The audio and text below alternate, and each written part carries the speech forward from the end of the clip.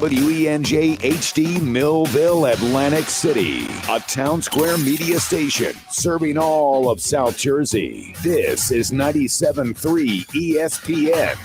This is the Sports Bash with Mike Gill on 97.3 ESPN. Now, live inside the Matt Black Kia Studios, here's Mike Gill.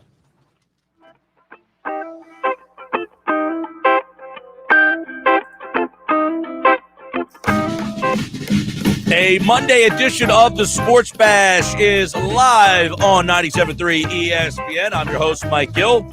Josh Jennings producing today's show. You out there, hope you're staying cool. It is a hot one out there today. As we know, a little heat wave here, but man, what a weekend it was with the Phillies splitting with the Mets. Could have been a sweep. You guys know how that all went. This Phillies team is turning into maybe one of the more unlikable teams that I can remember. You know, one of the things about doing this job, a sports talk radio host, which is what we do here on the Sports Bash, you are quite aware that there is a certain type of person who realistically just wants to be a troll. Like, that's what they like to do. They like to just, act like they're getting under your skin, act like we care. Like, we come into this job, well, most people, the people that are good at it, come into this job knowing half the people are probably going to agree with you, half the people are not going to agree with you, and that's fine. Like, just because you disagree with some of my views and opinions, that doesn't bother me at all.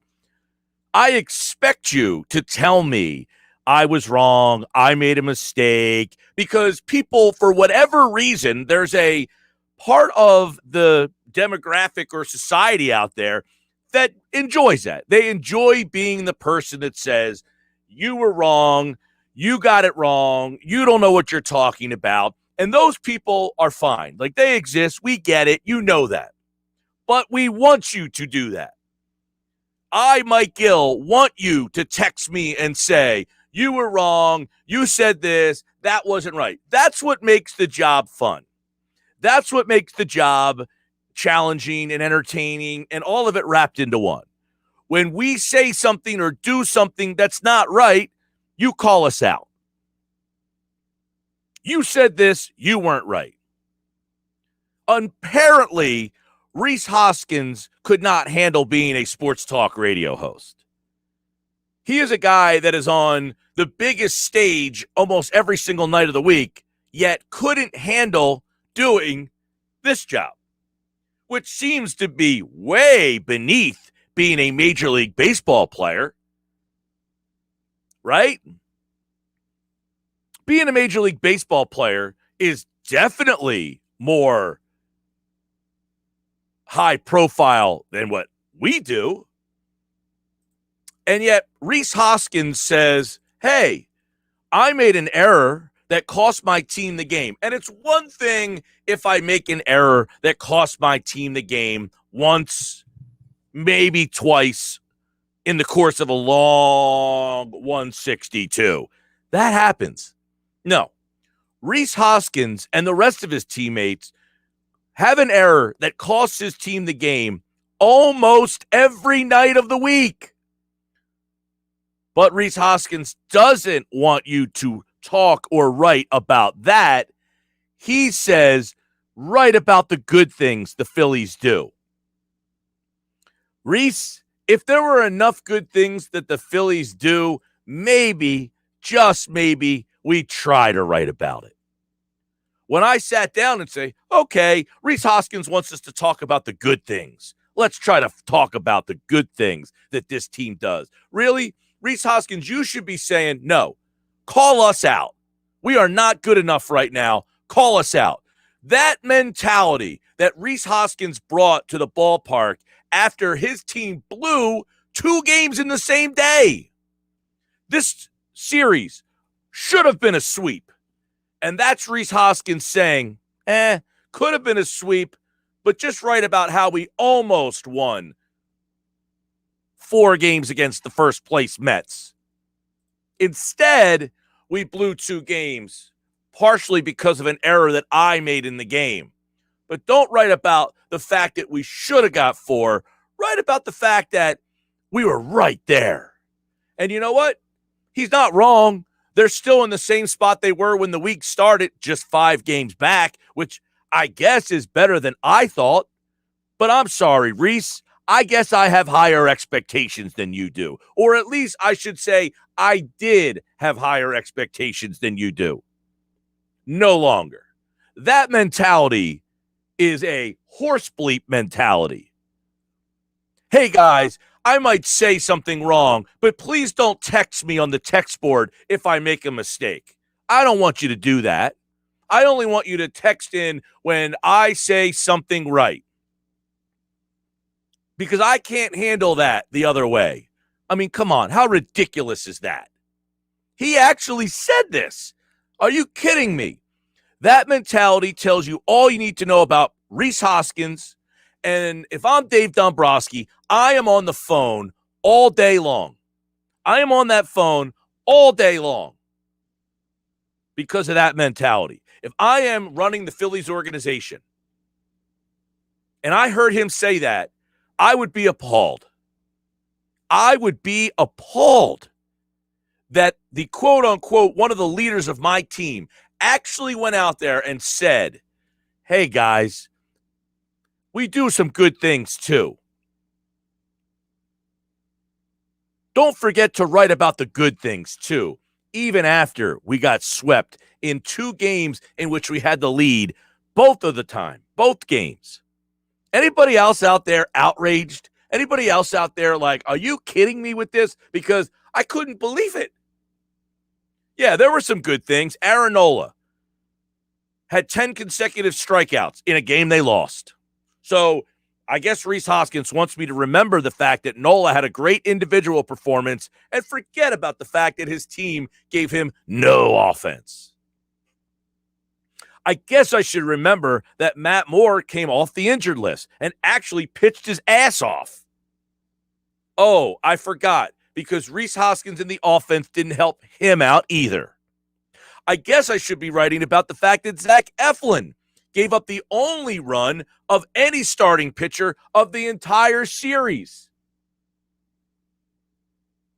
And Zach Wheeler was brilliant yet again. Well, I can write about the starting pitching if you want, but unfortunately, I think the starting pitching wants to know why they keep losing these games, Rhys. It's because of the mentality that apparently you've brought into this locker room, into this clubhouse, which is an embarrassing mentality. If you are the leader and you come out and the first thing you say is, don't forget to write about the good things too. I know everybody's going to talk about that error. But maybe you should write about the fact that I'm 0 for 3 with a strike. Oh, never mind. Maybe we should talk about the fact that I'm hitting 230. Oh, never mind.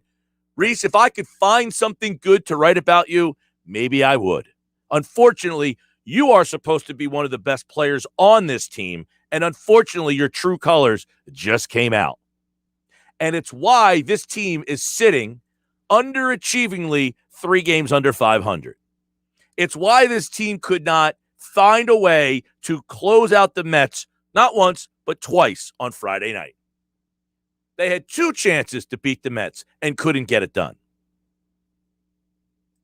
This series should have been a sweep, but the mentality that the leader of this team has shown us now shows us all you need to know.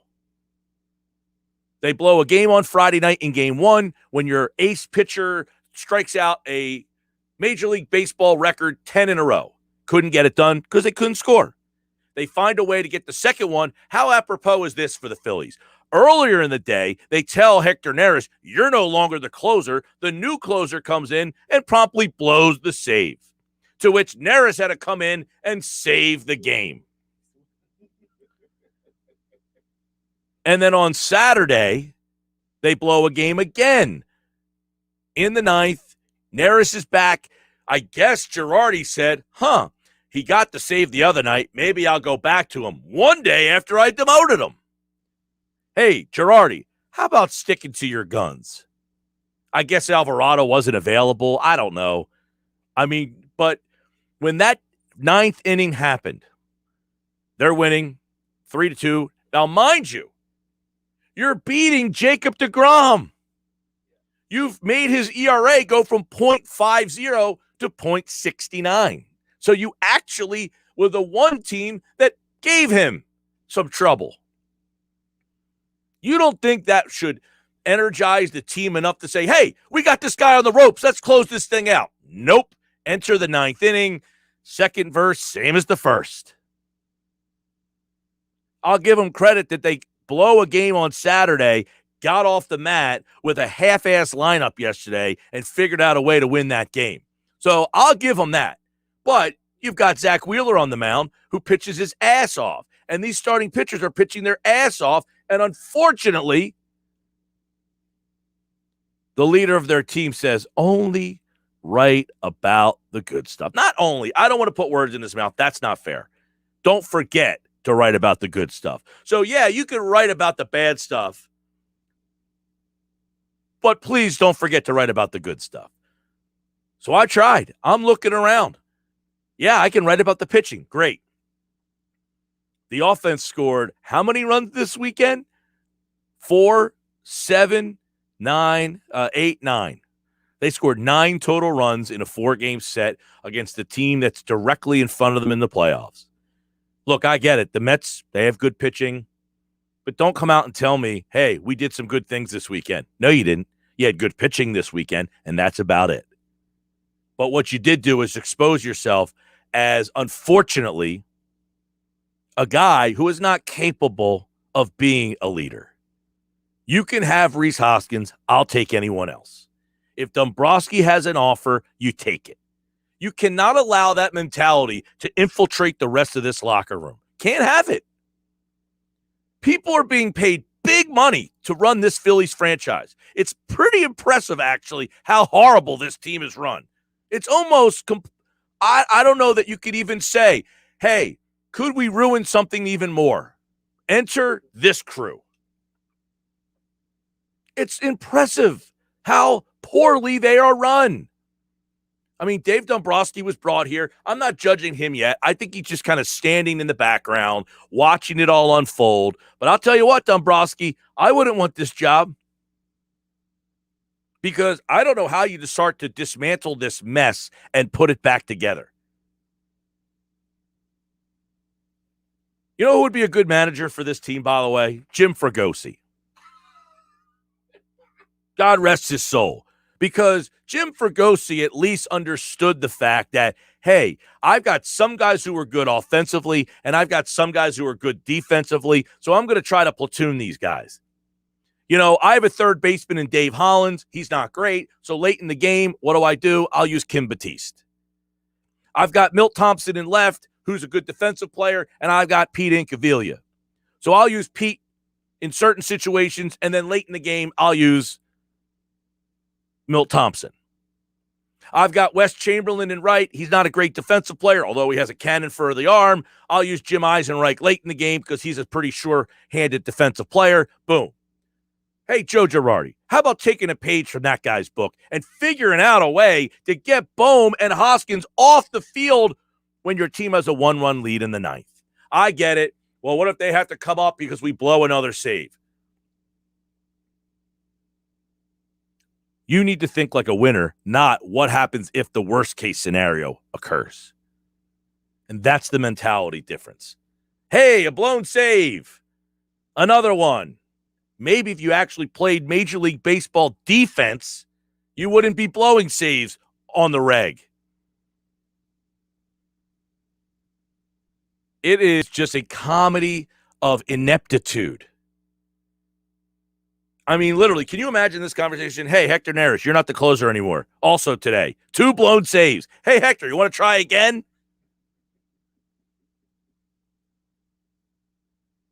I mean, the Phillies fans have been asking for Neris to be changed, to which I understand. He blows saves. He's not the best. But you got your wish. Did you think it was going to be a surprise? People complain about Neris like there was a fix. So now they complain about the next guy. Boy, misery surely does love company. Neris stinks. You got to get him out of there. Got to get him out of there. Got to get him out of there. All right, let's try Alvarado. How could anybody with any baseball sense at all, think that Jose Alvarado could close a baseball game out? Sure, he could do it once in a while, but anybody who has the inconsistency in the strike zone that he has, you can't have him close games. This whole weekend, it's just a microcosm of where this organization is. It's sad this team has to keep playing Odubel Herrera in center field because they have no other option. They have no option but to play Herrera. And he's leading off for you. You have a guy hitting leadoff who is essentially your best offensive player almost right now after he hasn't played baseball for almost 2 years. He has progressively just gone down, down, down. 247, 306 on base percentage. The other day, I mean, you're at the point now where McCutchen, whose on base percentage is actually up to 349, he was hitting in the third spot in the order. The team is devoid of talent, and now you see that it's devoid of leadership. A complete mess. And I get it. Trade Segura. My answer to you is for what? A bag of rocks? Trade DD. A bag of sunflower seeds? Trade McCutchen. What do you want, a used CD player? I mean, you want to fix this? Trade Nola, trade Hoskins, trade JT, and guess what? If someone wants to take the Harper contract, you would have to actually consider that. It's the only way this mess gets fixed. I mean, shameful. This weekend was shameful. A split, fine. They're not out of it. You got to split. But this should have been a 4-game sweep. Legitimately could be feeling like, hey, you got to sweep against the Mets. You're playing some good baseball pitching. And then, boom, what a disaster that turned into be. And they deserve this because they have no plan. They have no plan at all. There's not a plan. There's no clue of what they want to do. They are flying by the seat of their pants. Essentially, that's what they're doing. They're flying by the seat of their pants. 609-403-0973. 609-403-0973. That's the text board. If you are as frustrated as I am with what I saw this weekend and what I heard this weekend, please let me know. Please give me your level of frustration. Can you believe they had Travis Jankowski, by the way, hitting in the 5-hole the other day? I get it. They don't have a lot of options. But for the sake of just saying, when I write the lineup card out, it's like the movie Liar, Liar, when he just physically can't write with the one-color pen because he can't lie. That's what Girardi's hand should do when he's ready to write Jankowski's name in the 5-hole in the batting lineup. Well, what other options do you have? Anybody but Jankowski is the option. And I get it. He's hitting 381. He's 480 on base percentage. You still can't hit Jankowski in the 5-hole. They won the game, though, by the way. They did win yesterday. Wheeler was excellent. Wheeler, to me, is probably the only untouchable on the roster. Wheeler, to me, is the one guy who I think you should keep and try to figure out what to do around him. Every other guy on this team, there's not one untouchable. Not one. And look, I like Bohm. I was a Bohm fan. Defensively, he's terrible, man. He is terrible. The pop-up that he dropped in the game the other day in the infield, oh my gosh. And then Girardi actually had the stones enough to sit Bohm the next day, but he doesn't have it for Hoskins. Hoskins' error absolutely, cost you the game, And it's okay for Hoskins to not only make the error, but then to say write good things about us. That mentality to me is inexcusable. Completely inexcusable for the organization to allow him to go out there and represent them in a way that we want you to write good things to. But that's who they are. And that's who their leader is. And that's why this team is in fourth place with one of the highest payrolls in all of baseball. 609-403-0973. 609-403-0973. So, if you are as frustrated as I am after what happened this weekend, let me know. 609-403-0973 on the text board. 609-573-3776. 609-573-ESPN on the phones. If you're watching the show live video, leave a comment in the comments section. A lot of reaction coming in. At Mike Gill Show on Twitter. This is the Sports Bash on 97.3 ESPN, the free mobile app.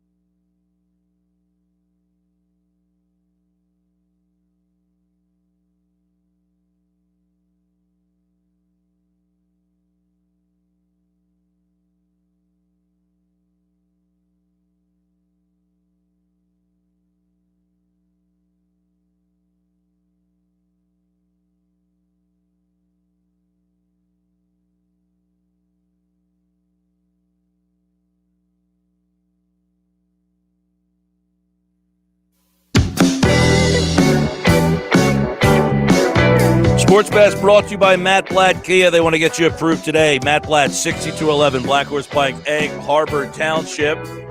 I'm Mike Gill. This is the Sports Bash, 97.3 ESPN, the free mobile app. Watch the live video stream at Facebook, YouTube, and Twitter. The frustration with this Phillies team, it's not the fact that they're just an average team. That's who they are. They're a mediocre team. The mentality sucks. That's what gets me. Is they're a mediocre team accepting mediocrity. And that came out tenfold this weekend. Look, did I think this is a World Series team? No. Did I think they could be a wild card team? Yeah. But you can't be a wild card team with this mentality. Not with what Rhys Hoskins said this weekend. I hope I'm wrong. I hope this propels them as us against you. You guys were wrong about us, and maybe that's the way they get it done. I don't see it happening. Frank Close over at 97.3 ESPN.com wrote a great piece, and he mentions Dave Dombrowski was the general manager of the Florida Marlins when they traded for a guy like Darren Dalton because they were a good team that needed a leader. So maybe Dombrowski hears that and says, you know what? We've got to get that guy in here. I don't know who that guy is, but we got to figure out who that guy is that can come in and be around this crew. Maybe he's not a starter. Like Darren Dalton was not a starter when he went to Florida, but he had won a World Series with the Phillies in 93. He was the leader of Macho Row, and the Marlins were a young team trying to win a World Series in 1997. Dombrowski goes out and gets him and brings him into the mix. Because it's clear and obvious that you can't have Rhys Hoskins speaking for the rest of this team. And guess what? If I was another player on this team, you got to go up and say something to him. Yo, don't speak for me like that. They should be calling us out. We're not good enough, man. If you're accepting this, we have a problem. We are not good enough. 36 and 39. That's your answer. We're not good enough. If you're 3 games under 500, there's not enough good things to write about your team, Rhys Hoskins. 609-403-0973. 609-403-0973. Mike, even with giving up a home run yesterday, did we see the new closer in Bradley? I don't know. I don't know who's closer for this team. They said it was going to be Jose Alvarado. And then they went to, on Friday, they had the doubleheader. And Nola's pitching his ass off in that game. Quite frankly, I think I probably would have just left Nola out there. He's better than any option. I don't know why they keep doing this. You know your bullpen's horrible. I get it. Nola got into a little bit of trouble. But I trust him more than anybody else. And in that game, I go to Alvarado, and unfortunately, he can't throw strikes. The walks kill you, man. And Alvarado blows the game because he walks a guy on Friday night in the first game of the double disco. And then they get the win in the second game after blowing the game in that one as well. They came back to win that game, but they had to go to extra innings to do it. If you remember, in that game, they went to Alvarado to close the game out. In the second one, they went to Archie Bradley. Now, if you remember the piece I wrote at 97.3 ESPN.com with my 10 predictions for the season back before the season started, I said Connor Brogdon's the guy that should close for this team. I don't care if he's ready for the job or not. He's young. He's got an electric arm. He's the guy that I should say, you know what? I'm going to groom this guy to be our closer. 609-403-0973 on the text board. 609-403-0973. 609-573-3776 in the South Jersey area. 609-573 ESPN in Delaware. Rick is in Atlantic City on 97.3. What's up, Rick? What can I say? You have too many people on this team. They got this attitude. I got mine. I got my contract. I got all gobs of money, and I'll play whatever the hell I want to play. Well, I'll tell you what, Rhys Hoskins isn't one of those guys who's gotten paid a whole heck of a lot of money yet. He's still on the controlling deal. But you got Harper, who has been in and out of the lineup with injuries. And quite frankly, I think we have found out that Bryce Harper is not a leader. I mean, he's not like the guy who's going to grab this team and say, right? So he's a nice player. I'm not saying that Harper's not a good player. He's a great player, but he's not a leader. No, he would have said something to Rhys Hoskins. You don't say that kind of stuff. No. In public, off the cuff, it doesn't matter. No, and guess what? You get a guy like D.D. Gregorius, who was supposed to be a very good leader type of guy. He's not around right now. Segura, he's bounced around from team to team. You know that he's not really a leader. We know Herrera's not really a leader at all. McCutchen, he's another guy, though, supposed to be a big-time leader type of guy. And I guess that's not really working out. Look, this team is certainly flawed in that area, Rick. It's and appreciate the call, man. Yeah, you're right. Rick is right. I mean, they don't have a guy on this team that could do it. They don't have a guy on this team that has the homegrown nature to say, this is my team. Rhys Hoskins is supposed to be that guy. He's the homegrown guy who I guess is considered a good player. Look, I've never been a huge Hoskins guy. To me, he's a lot of smoke and mirrors. I don't hate the guy, but unfortunately, he got off with a bang here, hitting 18 home runs in his first season. And I think people remember that. He's a guy that hits a lot of home runs. His batting average, terrible. On-base percentage, I guess, has been good in the past, which is why people kept, or the Phillies kept hitting him in the number 2 hole. To me, Rhys Hoskins is just a good player, not a great player. And on this team, he's looked at as almost the guy. That, to me, tells me all I need to know is that Rhys Hoskins on this team is pretty much the guy. But the guy you're getting this year stinks. 228, on-base percentage 305, 80 strikeouts. 80 strikeouts in 285 at-bats. Awful. Now, in years past, you could at least say, hey, on-base percentage, 396, 354, 364, 384. That's good. They are good numbers. The batting average, no good. And unfortunately, we don't like to use batting average that much anymore. But to me, a 228 hitter is still a 228 hitter. I don't care how many times you get on base. If you're hitting 228, you're not helping your team out all that much. Just getting Rhys Hoskins on base, that's great. But he's supposed to be the guy, not just getting on base. He's supposed to be the guy that does damage when people are on base. So the on-base percentage number for him is fine.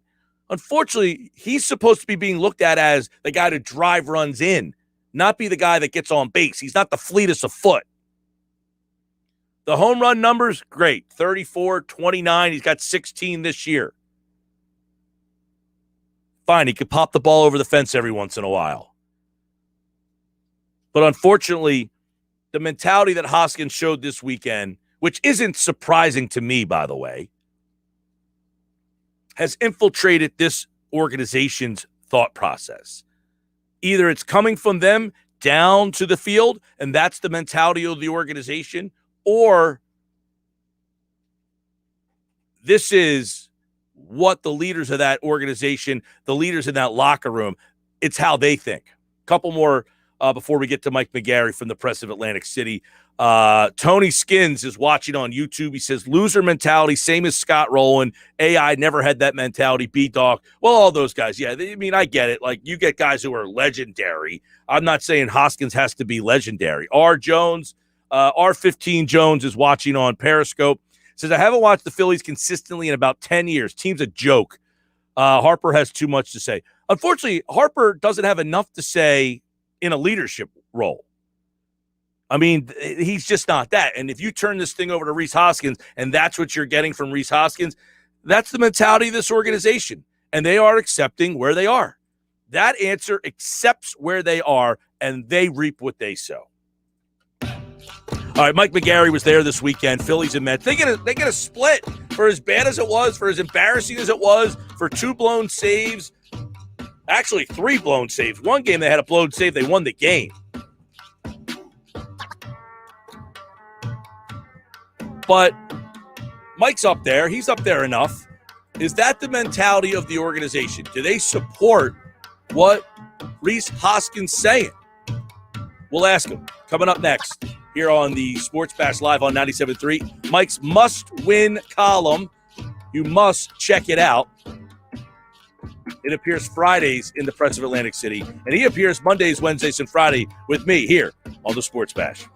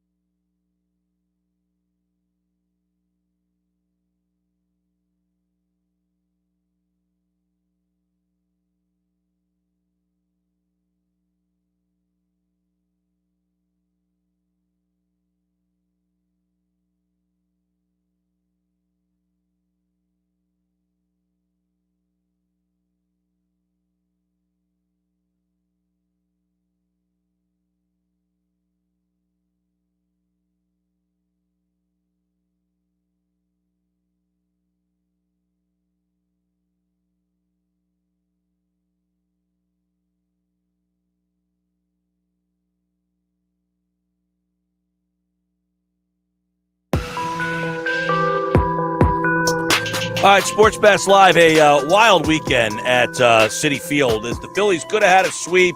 They didn't get a sweep. They did salvage the series, but to me, we found out a lot more about the mentality of this team. I know Mike McGarry was covering a lot of this from afar, and I know you look at this, Mike, and you tweeted multiple times over the weekend, this can't happen, can't lose this game, can't. Yet they did. I mean, they blew a save, and actually ended up winning that game. They blew 3 saves in the series, 2 in one day. It's kind of a microcosm, but I guess we got to start with Hoskins. Was that blown out of proportion? Him saying, hey, I know you're going to write about my error, but, we do a lot of good things too. Is that the mentality of this organization? I don't think it's the mentality of the entire organization. I certainly don't think that's Dave Dombrowski's mentality or Joe Girardi's mentality. I think, unfortunately, and I've covered Rhys since since that rookie season when he came in the league that August and had the great home run streak. I think, he obviously should not have said that. It's professional sports. I mean, you either win or you lose in professional sports. There are no medals for trying or doing a good job against Jacob deGrom. And unfortunately, I'm sure if you gave Phillies management some truth serum, they cringed also when they heard it, because it just sets off a whole narrative, right? It just sets off a whole narrative of stories and kind of goes up there with, for who, for what, write about the good stuff, for who, for what, as some of the, the greatest or misgreatest quotes by professional Philadelphia athletes, basically. Yeah, I mean, if I'm Dombrowski and I hear my leader of my team say that, I have to wonder, is he the right guy that I want in this organization, right? I mean, I get it, like maybe he misspoke or said, but that kind of tells you the mentality to me is, hey, I know we lost, but I'm okay with it. Write about the good things. Forget, we should have had this game. We were right there with the first place team. Like, to me, I don't want that guy representing my team any longer. Yeah, it was absolutely the wrong message to send. I think, to give him the benefit of the doubt again, I think what he was trying to do was stay somewhat positive, in the situation. Kind of, it would have been better if he said, look, I made a mistake. I was the reason we lost the game, but I'm going to keep going. We're going to come back tomorrow. We're going to fight. We're going to claw. We got another game tomorrow. We just got to put it back together. I mean, I think that's what he was intending to say, to give him the benefit of the doubt. But the way it came out was just, just not good. The way it came out was, I know you're going to write about my mistake, but don't forget. Right. Some good things too. I mean, and what you never want to do is tell reporters or the media kind of what the story is. You never want to come out and say, yeah, I know I made this 9th inning error, but, I also had a good at-bat in the 5th inning or something like that. You never want to come out and tell that story, because it just blows up in your face, which is kind of what's happened here, It really was. And as you wrote, you tweeted this out at one point over the weekend. I think it was on Friday night during that game, that doubleheader. People get on Girardi. What is he supposed to do? I agree with a lot of that, but and I'm not a big blame the manager, blame the coach guy. Is Girardi to blame in this situation at all, or is this just, hey, he doesn't have a very good roster, he doesn't have a very good bullpen? Because the bullpen thing is a disaster, but is he handling it well? Could he be doing a better job? I'm not going to absolve Girardi of 100% of the blame, but I think the focus that has been on him the past couple of days or the past couple of weeks, again, did he go to the bullpen too early on Saturday, taking Eflin out of the game? Yes. But I think this team has such a slim margin for error that each move can be sort of analyzed and can push you the wrong way. I mean, look at yesterday's game. I mean, it was the right move to take Wheeler out, and then Alvarado and Archie Bradley, they hung on, but they certainly didn't look good doing it. And you go from a 4-0 game to a 4-2 win. So, look, here's what I say. Girardi has his faults, obviously, right? I didn't like what he did with the Max Scherzer thing. I think he's wound too tight sometimes.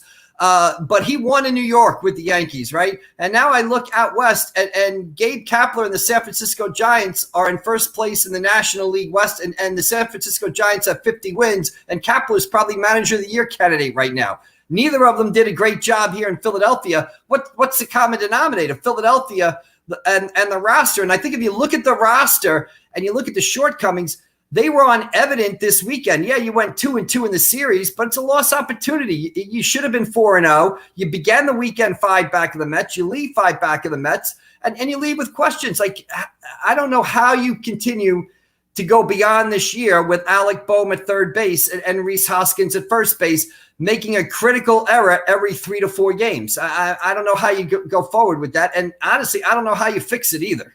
No, I mean, it's almost as if they're like waiting for the designated hitter to be installed so they can, keep those two guys and play one of them at first base and the other guy DH. But you can't run an organization waiting for the league to change the rules on you. Right, absolutely. And even that doesn't solve anything because, okay, are they that great hitters that they're going to be a tremendous DH? Yeah, I like Boehm. He showed some promise last year as a rookie, but he's had a miserable sophomore season. And Hoskins is just too inconsistent. He gets hot and then he goes 0 for 30. You can't go 0 for 30. You can go 3 for 30, you can go 4 for 30, you can go 5 for 30, but you can't go 0 for 30. So to say that we're going to make one a designated hitter, well, you look up the scoreboard at their offensive numbers and, they're not reminding anybody of David Ortiz out there.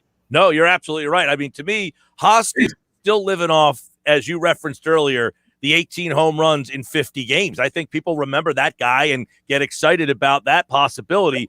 To me, he is just an average guy on a good team. I mean, that's who he is, and that's why this team is where they are, is they need him to be great. He's average, and the team is average. Right, that's it. I mean, they had, give them this. They lose the first game of that doubleheader on Friday, which is a terrible loss. They come back and win game 2. After blowing twice. Right. They lose Saturday in another horrible loss, and they come back and win on Sunday. So they are resilient. They do have some fight to them, but I think they are just kind of meaty. This is what the weekend is. Yep. 2-2. They've got some – it's almost like they're not talented enough to win 10 games in a row, right? Because something's going to go wrong.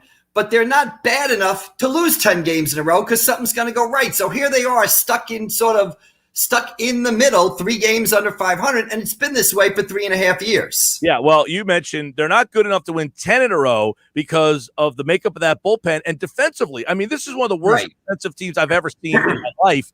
And you can't put that product out there expecting consistency because that defense is going to let you down at some point. And you're right. They're not going to lose 10 in a row, particularly because their starting pitching this weekend, Mike, was excellent. Their starting pitching this weekend was division-winning worthy.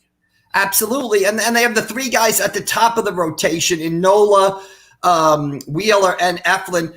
One of those 3 is probably going to give you a start that each time through the rotation where you can win a game, right? So that's why you're going to avoid losing streaks. But again, you're absolutely right. You can't hold your breath. Every time the balls hit the third base on the ground, you hold your breath to see if he dropped the pop-up the other day. He dropped the pop-up. So you're holding your breath to see, if he fields it, and then once he gets it, you're kind of wondering where the throw goes, and it's the same situation at first base. You can't lose games because the first baseman has sunglasses on his cap and loses a throw from the pitcher in the sun. It can't happen if you're going to consider yourself a division, a team capable of winning a division and not only doing that, but also going deep in the playoffs. Yeah, I mean, I would say I agree with you. Like, Girardi's hands are tied a bit here. Dombrowski's hands are tied a bit too. This is a roster where you got some high-paid veteran players that aren't going to get you back a lot in return. Like people say, I'm sure say to you all the, why can't they trade Segura or Didi or McCutchen? They can, but they're not getting anything in return for those guys. Right. Those are the guys that if you trade them, you get back a level prospect or something like that. But that's why I think they should consider, putting everybody on the table. You're not going to trade Harper with his injury history and that contract. You probably can't move Real Muto with that contract. But everybody else, I mean, Boehm, Hoskins, Nola's got a pretty friendly contract. Wheeler, I think about, Eflin, I think about doing something to try to shake this up because what I think you're going to see is what you saw this weekend. You're going to see, okay, a 2-2 team, with some disheartening defeats followed by some really good wins. But, it's just going to stay that way. And that's the way it's been for 3.5 years. Mike McGarry for the Press of Atlantic City. Check out his must-win column featured on Fridays. They went to This is amazing to me. Like, I get it. The Neris thing, he blows saves. It's frustrating. They don't really have another option. So he goes to Alvarado.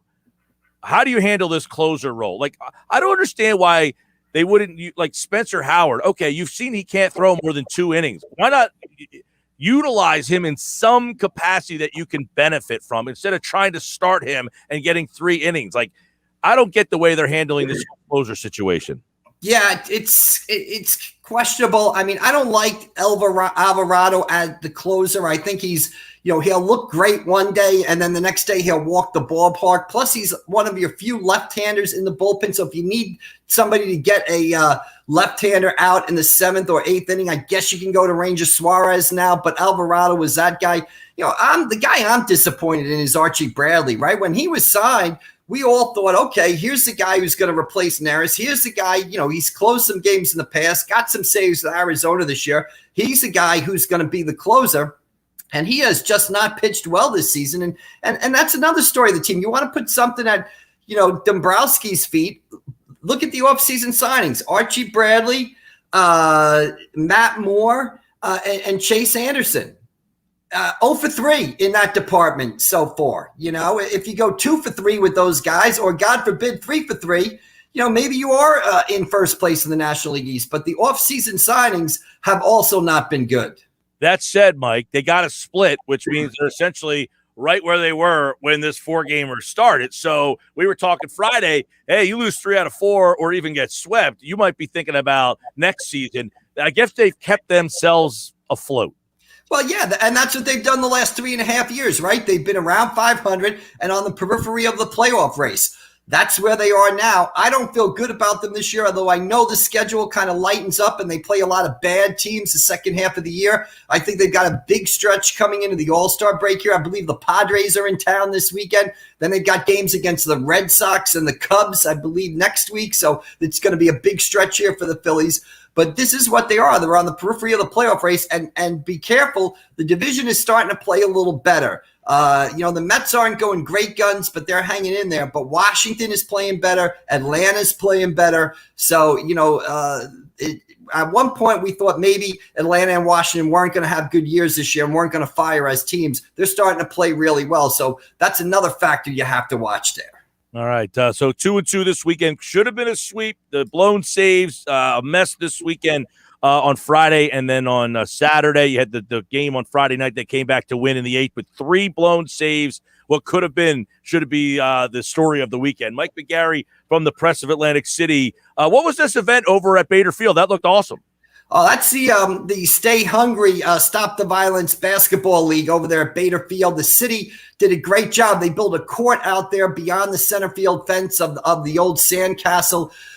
Great setting, state-of-the-art court. And if you want to see like summer league basketball, really kind of the Rucker League in New York, the Sunny Hill League or the Baker League up in Philadelphia, Atlantic City has its own version of it. Deshaun Ward does a great job of running it. Jason Lance, the Atlantic City girls basketball coach, is involved, and it's a great place to go on a Saturday. You got 4 games. You can see college guys. You can see former Atlantic City high school stars, former Cape Atlantic League stars. And this past Saturday, Najee Marshall, not a lot of people know, grew up in Atlantic City before he moved to Maryland when he was 10 or 11, plays for the New Orleans Pelicans, just signed a 3-year deal with the Pelicans. He was out there Saturday playing in one of these games. So if you want to see like an NBA level guy and some great basketball at a spectacular setting, that Stay Hungry, Stop the Violence League at Bader Field is a really nice place to be. Yeah, that was good stuff. Good stuff coverage from Mike at the Press of Atlantic City. And, of course, good conversation on that Phillies team. You got to settle me down a little bit. I was a little heated earlier. Hey, it is. I hate to say it is what it is. 2-2. That's what it is. 2-2. It's just going to be really high wins and really bad losses. But the bottom line is they're going to be 500 and on the periphery of the race until they disappoint us in September. You can count on that. All right, Mike, we'll talk to you Wednesday, pal. All right, we'll see you later. All right, Mike McGarry here on the Sports Bash. It is brought to you by Matt Blatt Nissan, the all-new Matt Blatt Nissan, now open on the Black Horse Pike in Egg Harbor Township next to Home Depot, online at mattblattnissan.com. Hey, Monday next week, we will not be here, but we have a special State of the Teams show we're working on for you. That will be a week from today here on the Sports Bash.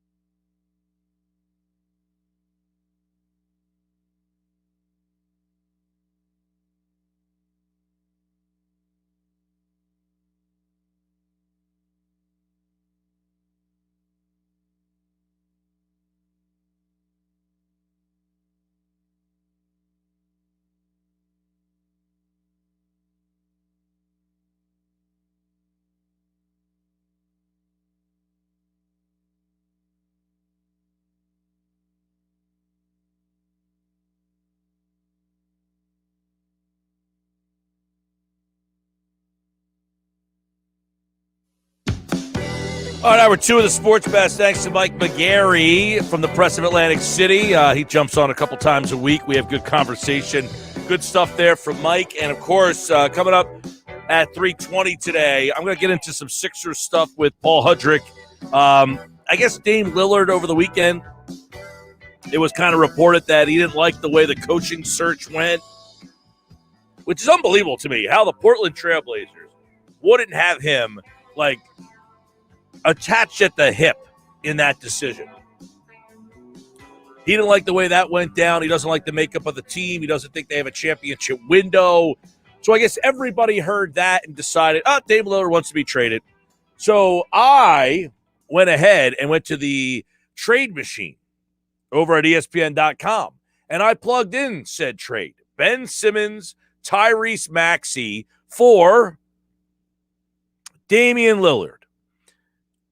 Right now, there's a report over, not a report, a trade over at Bleacher Report. They put together a bunch of trades for Ben Simmons. And one of them was, I mean, this is pretty unbelievable. And our own Kevin McCormick tweeted this out.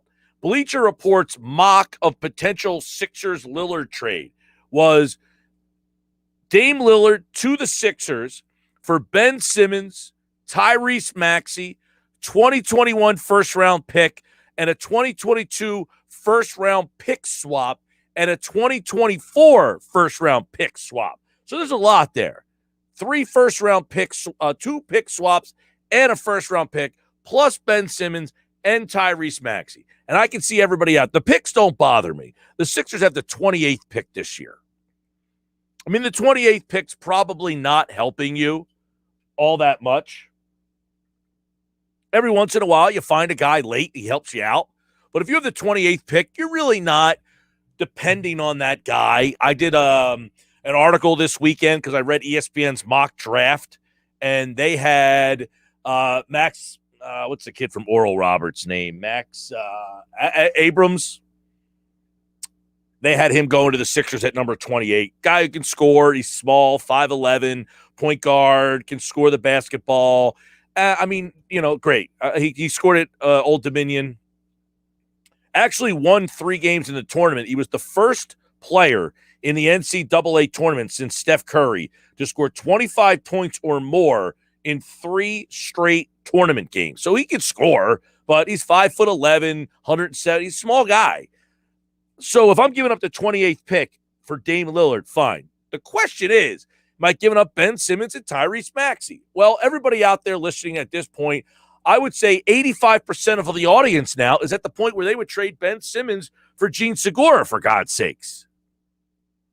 So, yeah, I get Sixers fans would say, you got to do whatever you could do to get Dame Lillard. You make that deal. Ben Simmons, Tyrese Maxey, throw in Matisse Thybulle, every first-round pick that you can, boom. All right.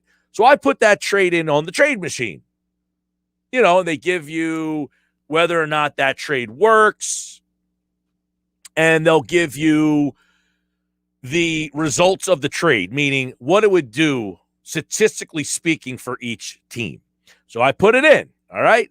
Dame Lillard to the Sixers, Ben Simmons and Tyrese Maxey to Portland. This trade is successful. You can make that trade. Ben Simmons makes $30 million. Tyrese Maxey makes $2 million, and Dame Lillard makes $31 million, so you're within the 10%. Here's the rub. According to John Hollinger, when they do the trades, they project the team's change in win-loss because of that trade. And this is where people view Ben Simmons better than you do. Because if the Sixers make that trade according to the PER, all right, it takes into account the players traded and the ability of their replacement, and it does it by using the PER of each player. If the Sixers were to make this trade, Ben Simmons and Tyrese Maxey to Portland and Dame Lillard in return, the Sixers' win total would decrease by 13 wins. Now, I hear people screaming at their radios right now. You got to be kidding me. You get Dame Lillard here, blah, blah, blah. Don't shoot the messenger, all right? Don't shoot the messenger. I'm just telling you what the trade machine said, that trade would decrease the team's projected win total by 13 wins. So you essentially would go from a number 1 seed.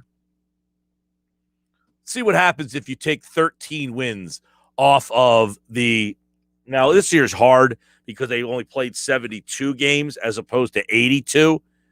But if you took 13 wins, they won 49 games this year. Okay? So 49 less 13, you're at 36. If you won 36 games this year, you would have been the 7th seed. You'd be playing in the play-in game. Boston was 36-36 this year. So if you took 13 wins off the Sixers, you're a 7th seed. To which I had a bunch of people respond to me when I tweeted that. One was, what's more important, regular season wins or a title? And somebody answered that question. Do 500 teams typically win a title? Of course not. You're not going to be 500 in the 7th seed and win a championship. So as I said, don't shoot the messenger, okay? It's not me saying that there would be 13 games worse. I don't believe that. But whatever statistical analysis they used to come up with that, they said the Sixers would be 13 games worse if they made that trade. I was going through the NBA free agent list before the show today. There's a couple areas where I think the Sixers are going to have to go hunting. One might be at backup center. Got to figure out what you're going to do with Dwight Howard, who's a free agent and 36 years old. And one guy that kind of piques my interest is a player they once had. I just don't think they could afford him. You remember Richaun Holmes, don't you? He was a 2nd-round pick.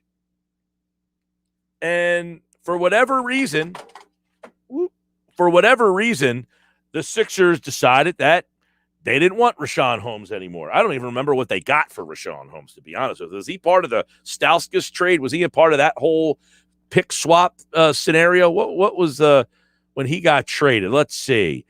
He got traded by the Sixers to – nope, he didn't get traded to Sacramento by Philly. He got traded to Phoenix for cash. The Sixers traded him for cash. Right? Is that what they did? $1 million. The Sixers decided Richaun Holmes was no good. They traded him for $1 million. I mean, that's criminal. Brian Colangelo, thanks for playing.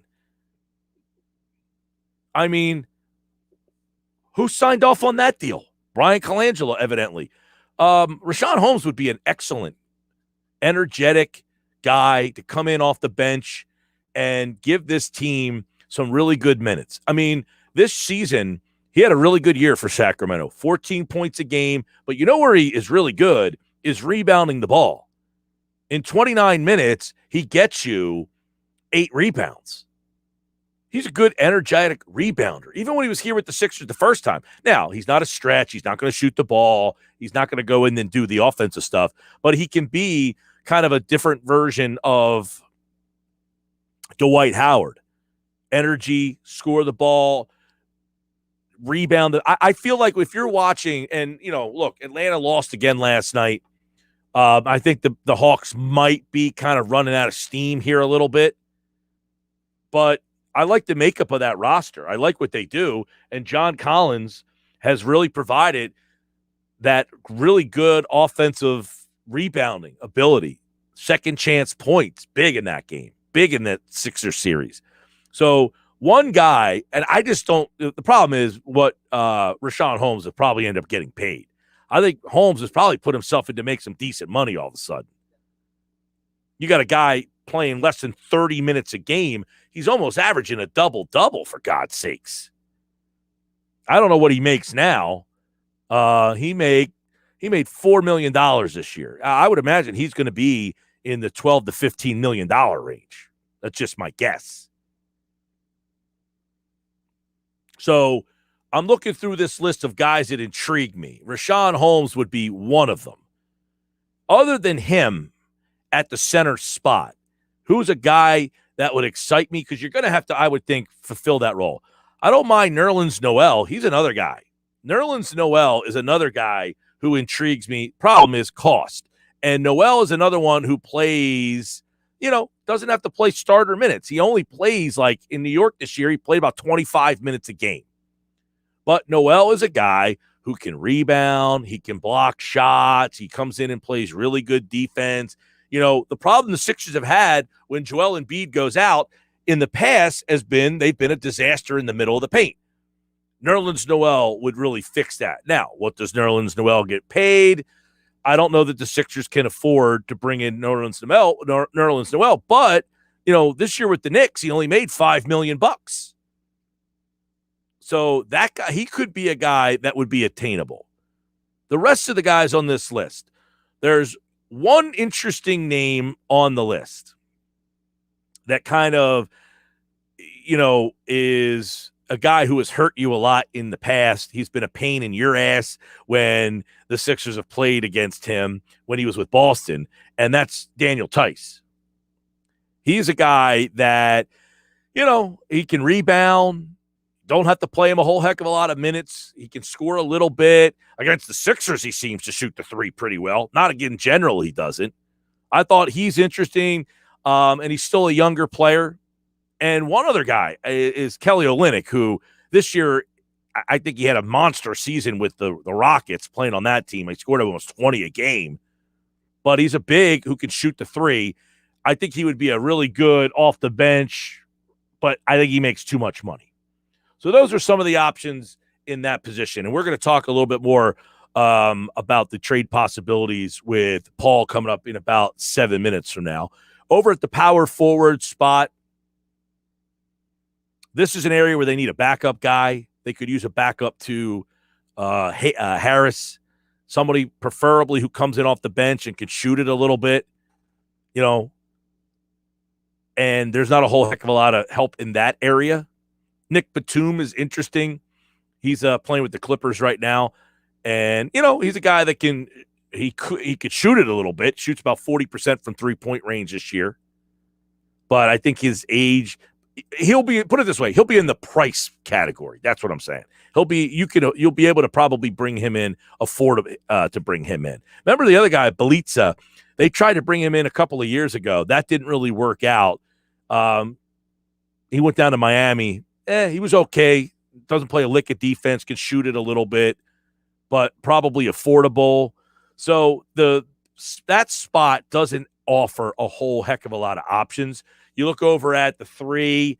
One guy that I like there is Mo Harkless, who you had here in the past.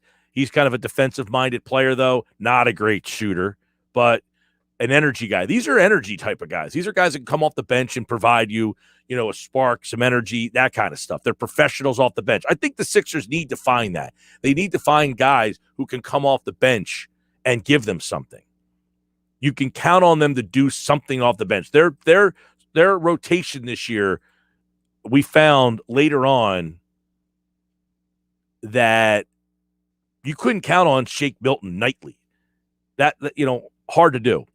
609-403-0973. So we'll take a look at some of the options for them in the trades, in free agency, and we'll kind of put a bow on it and take a look ahead to the offseason with Paul Hudrick. He'll join us on the other side here on the Sports Bash Live on 97.3 ESPN. Coming up at 4:40 today, Scott Lauber will talk some Phils and their weekend and where they are at 4:40. Geoff Mosher, football at 4. Do you remember? Very interesting day, and do you remember?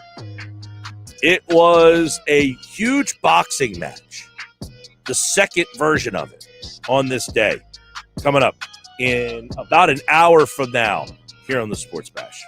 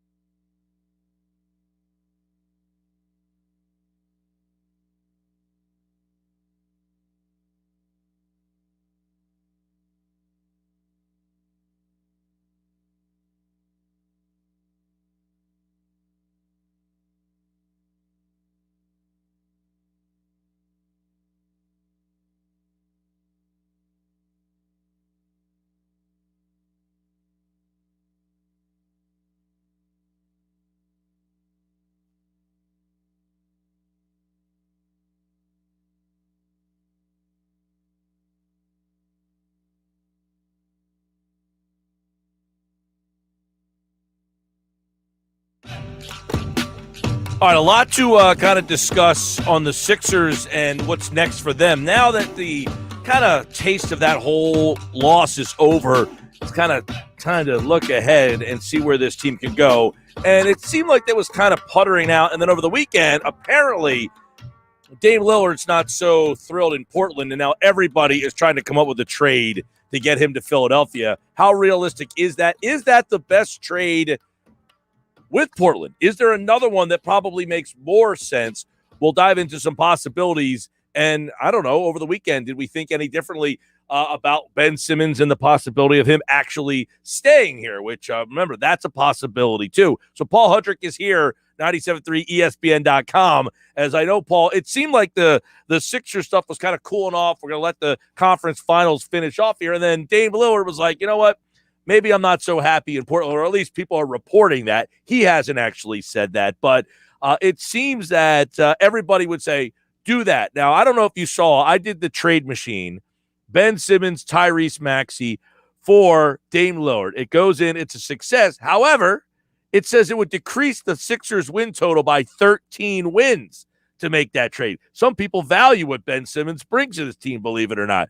But in your mind, is a Dame Lillard, Ben Simmons swap even, is that a pipe dream? I wouldn't say it's a pipe dream at all, especially if Dame Lillard, if we are at the point where, Chris, and I trust Chris Haynes reporting, he's normally pretty on point. He seems to have a good relationship with Dame Lillard. So I wouldn't be surprised if that was the source of that report. So, yeah, I mean, if Dame Lillard doesn't want to be in Portland anymore, he's going to want to go to a contender. He's going to want to go to a team where he has a realistic shot of winning a title. So how many teams have the ingredients of being a contender that Dame Lillard wants to go to, having salaries that match, and having assets that would actually interest the Blazers? And the Sixers kind of could possibly fit into that entire criteria, because if you put Joel Embiid and Dame Lillard together, I don't know what you do defensively as an NBA team to stop that. These are two guys that require extra attention and double teams on every single possession. You can't double both of them on every possession. So to put those two on the floor together, I think would be incredibly dangerous and would make them a favorite to reach the East, to make the finals, to be the team that comes out of the East next season. You would have to imagine that would be the case. So if you're Dame Lillard, the intrigue of playing with a guy like Embiid, not only offensively, but defensively too, because that's, part of Portland's big issue. And what, even what Neil Olshey even said is that defense is a big problem of theirs. Of course, if they lose Ben Simmons, the Sixers, their defense takes a hit, but they still have Joel Embiid. If they don't have to give up Matisse Thybulle, they still have Matisse Thybulle. So, I mean, they still have good defensive pieces to make something work. Plus, I imagine every veteran would be lining up to sign a minimum deal to come here to try to help, usher in a finals appearance. So, yeah, I just think, what other options, Mike, are really out there? Maybe Miami. Miami does have a couple intriguing young players. They did go to the finals last year. They had Jimmy Butler. They had Bam Adebayo. Maybe that's an attractive opportunity for Dame Lillard. If the Clippers decide to shake things up a little bit, I know Kawhi's not real thrilled. He's got a player option next year. Maybe the Clippers come over the top with some kind of crazy thing, or even the Lakers in a bonkers sign and trade can make something happen. But it just seems like the ingredients are there for the Sixers, and possibly stronger than anyone else, to pull off a move like that. What about his running mate out there, CJ McCollum? Is that something that would interest you? It sounds like everybody feels, that makes perfect sense. They need defense. You get Ben Simmons and what he brings. The Sixers need a pick and roll guy. They need someone that can score the basketball from the bounce, shoot the ball from long range. Does that make as much sense to you as a lot of people think it does for a deal with Portland? To me, I just think it's different. I don't think it's better. I think, sure, if you get CJ McCollum in here, he could create his own offense a little bit. He's a good finisher. He's got a good mid-range game. He's really, his three ball has improved. But he's also, on the other side of 30, he makes a max salary, makes a lot of money. And I'm not sure that the offensive impact he would make would kind of cover up the defensive loss they would be losing in Ben Simmons, if that makes sense. I don't know that it would be. I don't think it makes the Sixers better. Like I think it makes them better offensively, but does that make them a contender? Does that make them a team that I think, oh, this team's going to be so much better, there's no way they lose in the second round? I'm not sure they get there with that. So that would be my concern with McCollum. I don't love the idea of a Ben Simmons for McCollum swap. I honestly think it benefits the Blazers more. And, to give Dame Lillard a guy like Ben Simmons to kind of, run pick and roll with, and maybe use Ben more as a 4 and a different type of role where there's not nearly as much pressure on him. I feel like that could benefit Portland more. So I wouldn't say I'm like totally unbelievably against it, Mike, but I personally think you could find a better deal.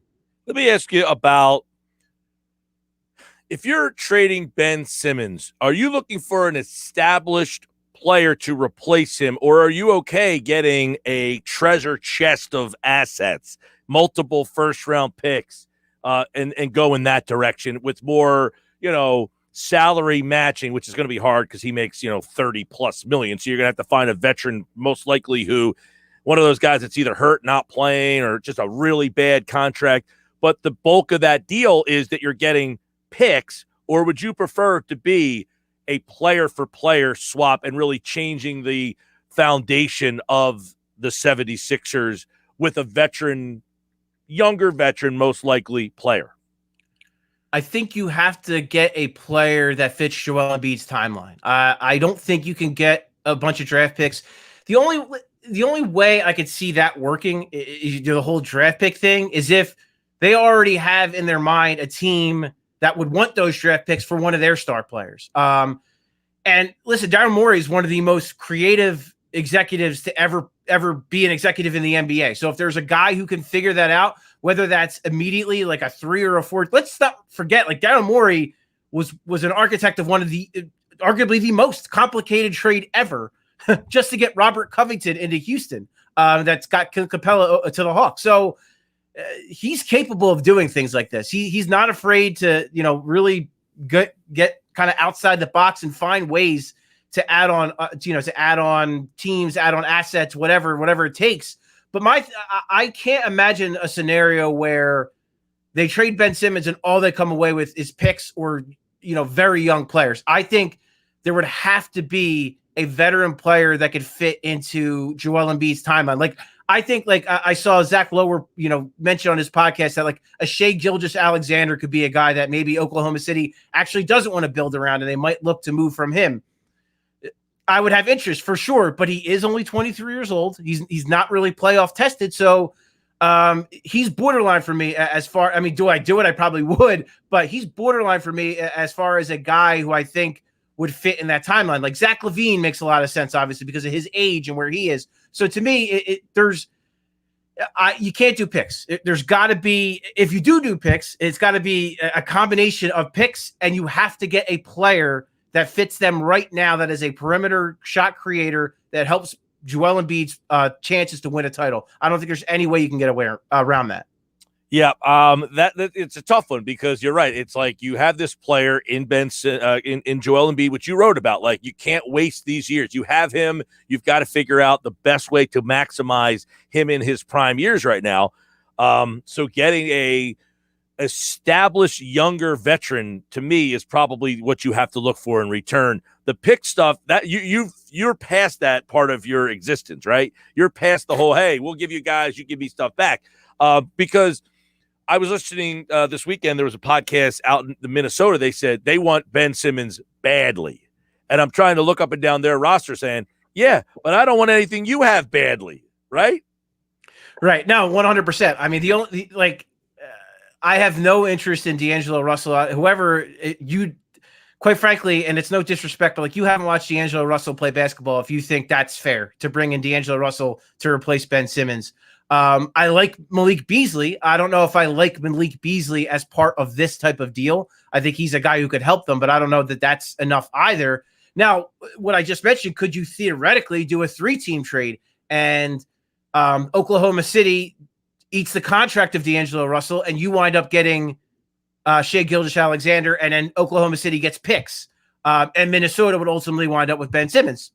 maybe something like that could work out. But I don't think, if it's Minnesota, if that's the team, it's not going to be just the Sixers in Minnesota. It's going to be, and the same with the Warriors rumor that came out. It's not going to be just the Warriors. It's going to be, Ben Simmons perhaps going to one of those teams, but another team giving the Sixers a player that fits them better and what they want. So I think what's positive, Mike, is that the market, I think, is going to be there. There are going to be teams that look at Ben Simmons and think, yes, this guy can help us because we have things the Sixers don't have, and he fits better with what we have. So like a team like Golden State, where he can almost be groomed to almost be the heir apparent to Draymond in a way, and really help their offense and as a screener and a roller, and then elevate them defensively. So yeah, I could see that. And if you're Minnesota, I could totally see him fitting with Ant Edwards and Karl-Anthony Towns. That's a tremendous fit. So I do think there are teams that see Ben Simmons as an asset and do view, and they're focused more on the special things as opposed to the flaws, and they could cover them better because of what they have. But if you're the Sixers, I think those two teams specifically, you need a third team involved to get things you want, not anything that's on their rosters. Yeah, no, that's a good point, is getting a third team involved. Fourth team, who knows? Yeah, it would be a possibility too, because if you go back to the deal that Morey made to get James Harden, I mean, what was like, do you remember, I'm going to bring it up in front of me here, but like, he really pulled the trigger on this deal that really changed the whole complexion of that Houston organization. Like what kind of stuff they gave up. And, it kind of gives you a little insight that, okay, it was Oklahoma City for Jeremy Lamb, Kevin Martin, a first-round pick, a second-round pick, and then a first-round pick from the following year. So, I mean, they didn't give up a whole heck of a lot when they made that trade to get James Harden. But so it seems that, like, you can't follow the blueprint of that. No, I mean, well, you never know, Mike. Maybe there is a guy that Daryl Morey sees that is in a similar situation to James Harden. He's a very good player, but perhaps hasn't ascended to that superstar level because of his environment. And maybe Daryl Morey identifies a player like that. That's a good point. That he likes. That would make sense. I couldn't tell you that guy off the top of my head, but Daryl Morey's obviously a lot smarter and a lot more research than I am. So maybe there is a player their scouting department has identified as a guy. Hey, maybe this guy could be what Harden was to you in Houston. Maybe he could be the guy that, gets into this circumstance, that plays with Joel Embiid, that plays with Tobias Harris, and he elevates himself to a star level. That's also very possible. But yeah, I think, but to your point, Mike, I think that illustrates that what Daryl Morey does not like to do is lose trades. He does not like to take hits. And that's another sign to me that he will not trade Ben Simmons for pennies on the dollar. He is going to get value. He's going to get players that he wants. He's going to get players that fit, and he wants to make the Sixers better. He's not going to want to take a step back to make the team worse. He is an all-in kind of guy, and he's all in Philly, I believe. I think he wants to build a championship team, not a team that needs another 2 years. He wants to try to win it again next season. Yeah, that's definitely, that's a good point by you to see if there's, like, I'll just throw out a random name. Not that I don't, Cameron Payne is a guy who is playing second fiddle on that Suns team. When he's been given the opportunity, he's shown, hey, so you find a guy like that's not getting a lot of minutes, but maybe if he had an expanded role, just don't make sure it's not Scott Williams. That's all. One of those guys who had crazy role. Oh, but his perf 38 numbers are fantastic if he just got more minutes, and which will be interesting, Paul, because free agency, there's not a lot of great options in free agency. I don't know if you've combed through the free agent market yet, but I would imagine they're going to have to find another backup to Joel Embiid unless they bring Howard back, right? They're going to have to go down that road, and I would imagine that they're not going to be able to spend a lot of money in free agency, correct? No, I mean they're right up against it. When you have three max players, that's the reality of where you are. Yeah, and I mean, it's not like they won't have options though too. I mean, you could potentially use Danny Green's contract if you don't re-sign Danny Green. Potentially use his contract, his cap hold, in a sign and trade for someone that might want Danny Green. You have George Hill, who's going to make $10 million, but he also has a buyout. So you could either buy him out, or you could use again that $10 million to perhaps get a piece or two that might fit you better. My feeling is they're going to keep George Hill, and worst case, you use him at the deadline perhaps to kind of, facilitate a trade in that way and use that money. But Yeah, I mean, free agency, you're looking at one, tax player, exception type player, and perhaps veteran minimum type guys. Like that's what you're looking at. You're really not looking at big names. You're looking at guys that can just, and the names there, obviously, there's nothing there that's going to really blow your mind. I mean, Gorgie Dieng is a guy that I really liked when he got bought out. I thought he would have made a lot of sense as kind of the stretch five. Other than that, that list is pretty uninspiring as far as the backup centers go. I mean, maybe Muscala. I mean, I wouldn't hate that, but it's not going to make anyone do cartwheels. But I think they need to look for a backup five that offers a little bit more of stretch value that can stretch the floor, especially if they wind up keeping Ben Simmons. They definitely need that. So that's the other thing, Mike. I think all these other moves, it's so contingent on what happens with Ben Simmons and if they find the value they want for him, or if they have to go into the season and try to either build his value back up or hope that he snaps out of it.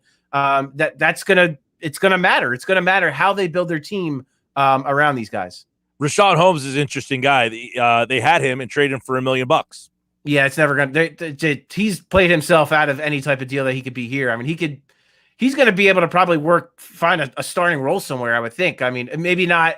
And he might not be like the guy somewhere, but I think someone will look to him and, or if the Kings even, consider re-signing him, or like a team like Charlotte would make a lot of sense where he could kind of just pick and roll with LaMelo Ball all day. And, that could be a really fruitful two-man game there. So, I mean, I can't imagine a scenario where they could afford him. I think he's priced out of their range. Yep, and Nerlens Noel is another interesting one because he's a very good defensive player. Made $5 million this year with New York. I would imagine they don't want to lose him. No, I think they really like what they had in Nerlens. I would imagine he comes back. If not, if he does wind up leaving, it's going to again go to a team that could value him as a rim running big, screener, roller, rim protector, and there's going to be a team that could offer him a starting. Again, a team like. Just they can't afford him, but like a team like Golden State, where that's they don't need a guy, they don't need a Joel Embiid. They just need a guy who can block shots and can run rim to rim. So I think he'll find a fit somewhere, and again, probably be a little out of their price range. By the way, Cameron Payne is a free agent, but has priced himself out. Yes, he's gonna. He's another. The way he's played in this playoffs, this is a guy who was he was a lottery pick, I believe. So I mean, he's a guy that someone's going to see and be like, all right, he's just kind of reaching his potential. Like this is maybe possibly we're getting him on the ground floor here. So I'm sure there's a team that's going to have some cap space that's going to throw him a little bit of money and just see what he can do. All right. Well, there you go. I know you're going to start hearing a lot of Ben Simmons for this guy, that guy. That will start happening here. We'll try to make sense of which ones are real, false, possible, not possible. Will he get traded? Won't he get traded? And these playoffs will continue. We'll see what happens. How about this, though? If Mike Budenholzer, who has apparently been fired already, right? And already they've hired replacements for him along the way. What happens if he makes the finals and wins it? Does he get to come back? I mean, I would imagine he had to bring a guy back if he wins the finals, right? I mean, I would think even if you're the Bucks and you get to the finals, you'd have to keep him. I mean, I get it. The guy's Budenholzer is a good coach in a lot of ways, but he's also flawed, and he's got weird, stubborn blind spots or certain things. I will say, to his credit, after they got scorched in game one, he did make adjustments in game two, and it's clearly worked the last couple nights. So if that happens, it's a good sign for him, and it's a good sign for the Bucks that he did that. If they wind up blowing this 2-1 lead, there's no way he's gone, and they're replacing him. But I think if he makes it to the finals, you got to keep him, and they're going to have a shot. I mean, whether it's the I just find it funny that like he's their biggest problem, right? Everybody thinks that he's their biggest problem, and yet here they are. Well, coach, and you and I are on the same page with that, Mike. We've talked about it a lot. Coaching is not as big of a deal as we all make it out to be in the NBA. Talent wins out. If you have the more talented team, you generally win. The Sixers had the more talented team than the Hawks, but their one talented player didn't play like it. So that's really why they lost. I mean, granted, again, Doc Rivers, some of his coaching decisions, not great. But if Ben Simmons is just okay, they still win that series. Yeah. So I think we all, and we experienced it with the Brett Brown era. We all focused way too much on what Brett Brown did and not enough on the players really not coming through and not giving the team what it needed. That's the bigger thing. And I think that's what you're seeing with the Bucks. Chris Middleton had not been good. He really hadn't been. He's really struggled the last few. And then last night he was great, and that's why they won that game. I mean, it's sometimes it just comes down to players. In all the series, Middleton has not had really a good playoff at all. No, and he's a really good player, and he just struggled. So he needed to turn it around, and he did, and that's why they won that game last night. It's going to be wild to see if you can win the championship with Chris Middleton as your closer. Stranger things have happened, Mike. Right? My gosh, what a year. All right, Paul Hudrick, at Paul Hudrick. Follow him there for Sixers off-season, which will be a doozy. We'll have more covered for you at 97.3 ESPN.com. All right, Paul, take care, man. You too, man. And Paul, of course, we will be doing a Sixers State of the Team special off-season preview on Monday's show next week for the 5th of July. We're off on that 5th of July day. There will be no Sports Bash Live, but we will have a live, quote-unquote, live version for you with a new State of the Teams. We do them on the holidays. You know, we'll do it on Christmas, New Year's, 4th of July, the big holidays. We try to kind of reflect with the State of the Teams. And I think it's time for a State of the Teams. Now we have the Phillies will be right around the All-Star break. The Sixers going into their offseason. The Eagles getting ready for another season. All that here on the Sports Bash. I am Mike Gill. This is the Sports Bash.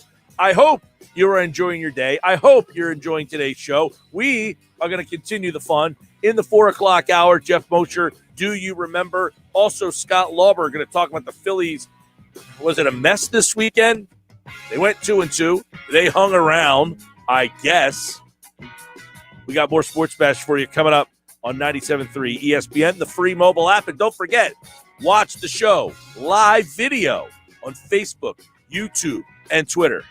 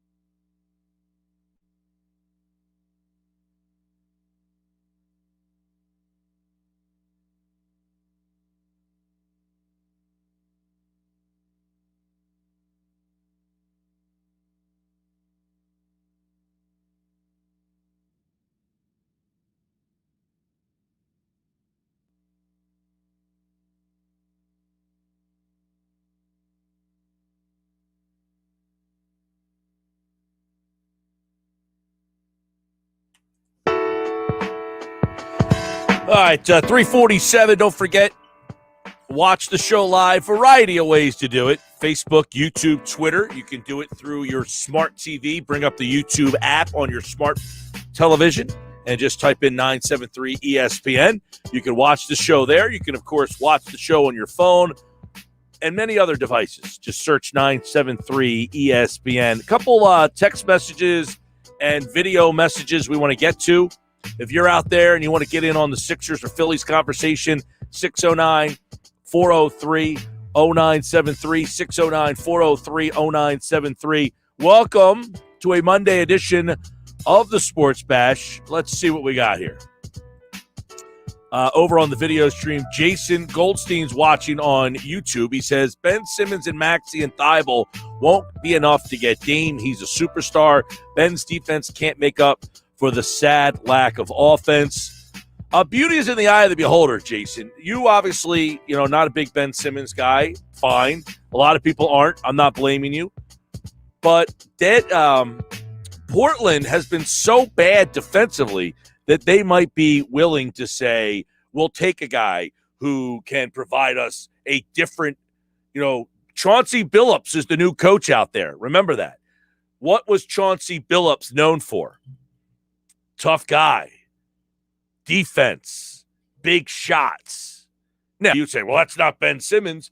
Ben Simmons' defense, versatility to defend, the innate ability to make other guys around him a lot better. Now, the problem is you take Dame Lillard off that team, what are you left with? Well, you got C.J. McCollum. You've got Norm Powell, who turned into a really good player over the last couple of years, can shoot the ball.